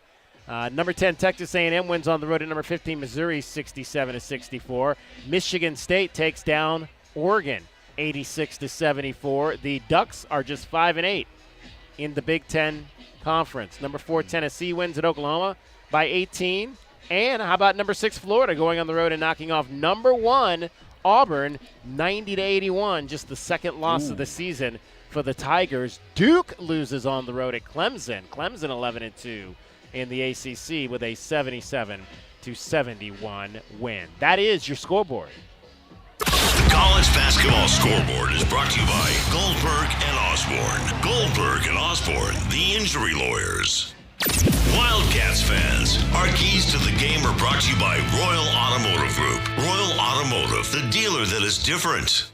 All right, keys to the game tonight. In this one, number 13 Texas Tech, number 20 Arizona, the rematch, the revenge match, however you want to put it. J-Dub back in studio. What do you think on this one, J-Dub? Well, guys, I think for me it starts and ends with on-ball defense. I think that's a very good offensive team. They're really feeling themselves right now. 22nd nationally are the Red Raiders in assist-to-turnover ratio. So team that takes care of the ball, you got to force 15 to 20 turnovers. They're known for getting those loose balls. And on that note, number 2, you got to dominate the boards against this team. I'd like to see at least a plus, maybe 7 or 8. And they're known for getting those loose balls, guys. So you have to outfight them, out-hustle them, anticipate those balls. And stay with shooters is my third key. That team, guys, has 6 guys who have made at least 20 made three-pointers on the season. Arizona has 3. So that's a team that doesn't have 2 guys or 3 guys you got to watch out for. There are multiple people on that team with the green light. Do not lose sight of shooters. Don't let those guys make a lot of threes early, especially because that could potentially give them a little bit more of an idea that they're going to get a win today in McKale. Got to stay with those shooters. Don't let them get open threes. Those are my keys tonight. Well, and this is a 3-level scoring team, as you heard Corey Williams say in the interview we had with him. So you're going to have to pick your poison tonight, and I'd like to definitely, I think, for me, see the Wildcats take away the 3 and try to, if JT Toppin can beat you again, I'd rather go out losing with him beating me on the inside than the Wildcats letting these guys light it up from the outside. So I think you definitely have to take away that 3-point shot tonight. And JW mentioned it, 50-50 balls. I think you got to be 75-25 in favor of the Wildcats tonight in getting down and getting dirty. I mean, this is the battle. They like to call them fashion themselves. I think I was listening to one of the interviews, somebody fashioned them as gritty. We fashion us as gritty. So it's the battle of the gritty boys tonight. Which group of gritty boys is going to come out on top, which means you got to be ugly. This is a Toby Awaka style game. I want to see Toby bounce back, dominate, on the boards. Toby Awaka, double digits. Let's get a double-double from Toby Awaka tonight. Double-digit rebounds, double-digit scoring. I think that's going to be key for the Wildcats to win tonight against Texas Tech. And then I think really the big thing is what J-Dub also said is you got to continue to dominate the boards. Plus 15 in the last two games against BYU and ASU. Keep that going tonight, and you'll be in good shape. Yeah, well, I was going to say, number one, box out. The last time we played them, they beat us by 16 rebounds in the game. So I think we're going to have to do a huge job boxing out, especially boxing out JT Toppin, making sure offensively that we guard him, double him, and force the ball out of his hand. We can't let him beat us in the inside. I also feel like that only 8 assists, actually. I said 9. We had only 8 assists in that game. Texas Tech forces you to play one-on-one basketball. They really stay with their guys. They really deny. So I believe that we have to get into the lane and force those guys to help so we can kick out or drop off for some passes. We have to get that assist total up over 16 in this game to be able to beat these guys. And I also feel like the bench has to play well. We only had 14 points in the game against them last time. They had 21. Our bench has to beat them for us to win this game. All right, that is what we believe Arizona has to do to knock off the 13th ranked team in the country and win a second straight game against a ranked opponent here at McKale Center. Wildcat fans, those are our keys to the game. Brought to you by Royal Automotive Group. Royal Automotive, the dealership that is different. The foundation of a great basketball team begins with the starting lineup. Today's starting lineup is brought to you by Rocking K, a master plan community designed by nature. All right, your starting lineup tonight for the Arizona Wildcats. At one guard, Jaden Bradley, 6'3" junior out of Rochester, New York. JB averaging this season 12 points, shoots 82% from the line while dishing out 4 assists per ball game. Caleb Love, 6'4" senior out of St. Louis, Missouri. Caleb, the leading scorer, 16 points, 5 rebounds, 3 assists this season to go along with 2 steals per ball game. Anthony Del Orso, the third guard in 3-guard play, 6'6" junior out of Melbourne, Australia, averaging 8 points, shooting 43% from 3, 88% from the line this season. The forwards, Trey Townsend, 6'7", fifth-year man out of Oxford, Michigan, 9 points and 4 rebounds this season for Mr. Trey Townsend. And Toby Awaka is your other forward, 6'9", junior out of Hyde Park, New York. Toby Awaka averaging 8 points and 8 rebounds this season for Arizona. All right, before we get out of here, I want you to hear this one quote from Tommy Lloyd. He was asked this week about something Kelvin Sampson said earlier this week, in which Kelvin Sampson said the one thing that teams need most at this point of the season in the Big 12 is rest. Yeah, I mean, Kelvin's been through the Big 12, 1 year more than I have, so he has more experience than me with that, and overall as a coach. But yeah, I mean, I think you have to factor that stuff in. You have to make sure that your guys are physically in a good place and mentally and emotionally in a good place as well. I love how the schedule's been set up, and I love all the challenges presented. It's actually been a lot of fun. But we want to keep our mind on it. But hey, we're still to the point of the season where there are obviously still things to work on, and maybe you work on them differently than you did early in the year. You're probably not scrimmaging as much in practice, not getting up and down, maybe not as much full contact, things like that. But you still got to practice basketball to prepare for basketball games. So so we're still have a little bit of a practice mindset. But also understanding that, you have to have the bigger picture in mind, too. That is Tommy Lloyd. We'll dive into a little bit more of what he had to say coming up a little bit later tonight there on the postgame show, because the Wildcats are delving into a home game tonight, a road game on Tuesday. First time they've had to do that this season. And so they'll play tonight. Tomorrow, I think Tommy did say they'll practice tomorrow because Monday will be a travel day. I'm sure they'll do something light tomorrow and light Monday heading into that game in Manhattan, Kansas on Tuesday night. All right, that is going to wrap up our show from the Jim Click Hall of Champions Plaza. A great night to be out here. A ton of folks out enjoying the music. There was a band, Dusk, playing earlier. There was a DJ out here. Now we'd like to thank all the people that came by. Derek Palmer, Adia Barnes was here. Reggie Geary stopped by as well.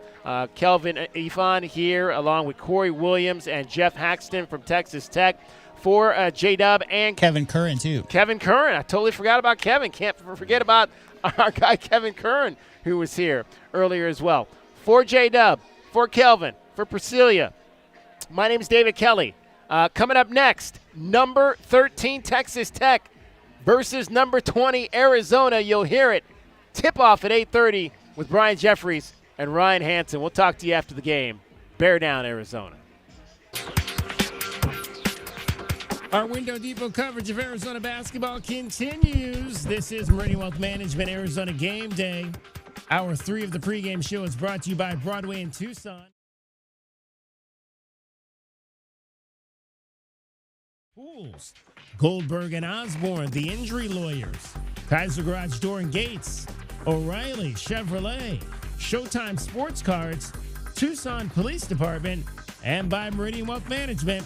Wealth well managed, life well lived.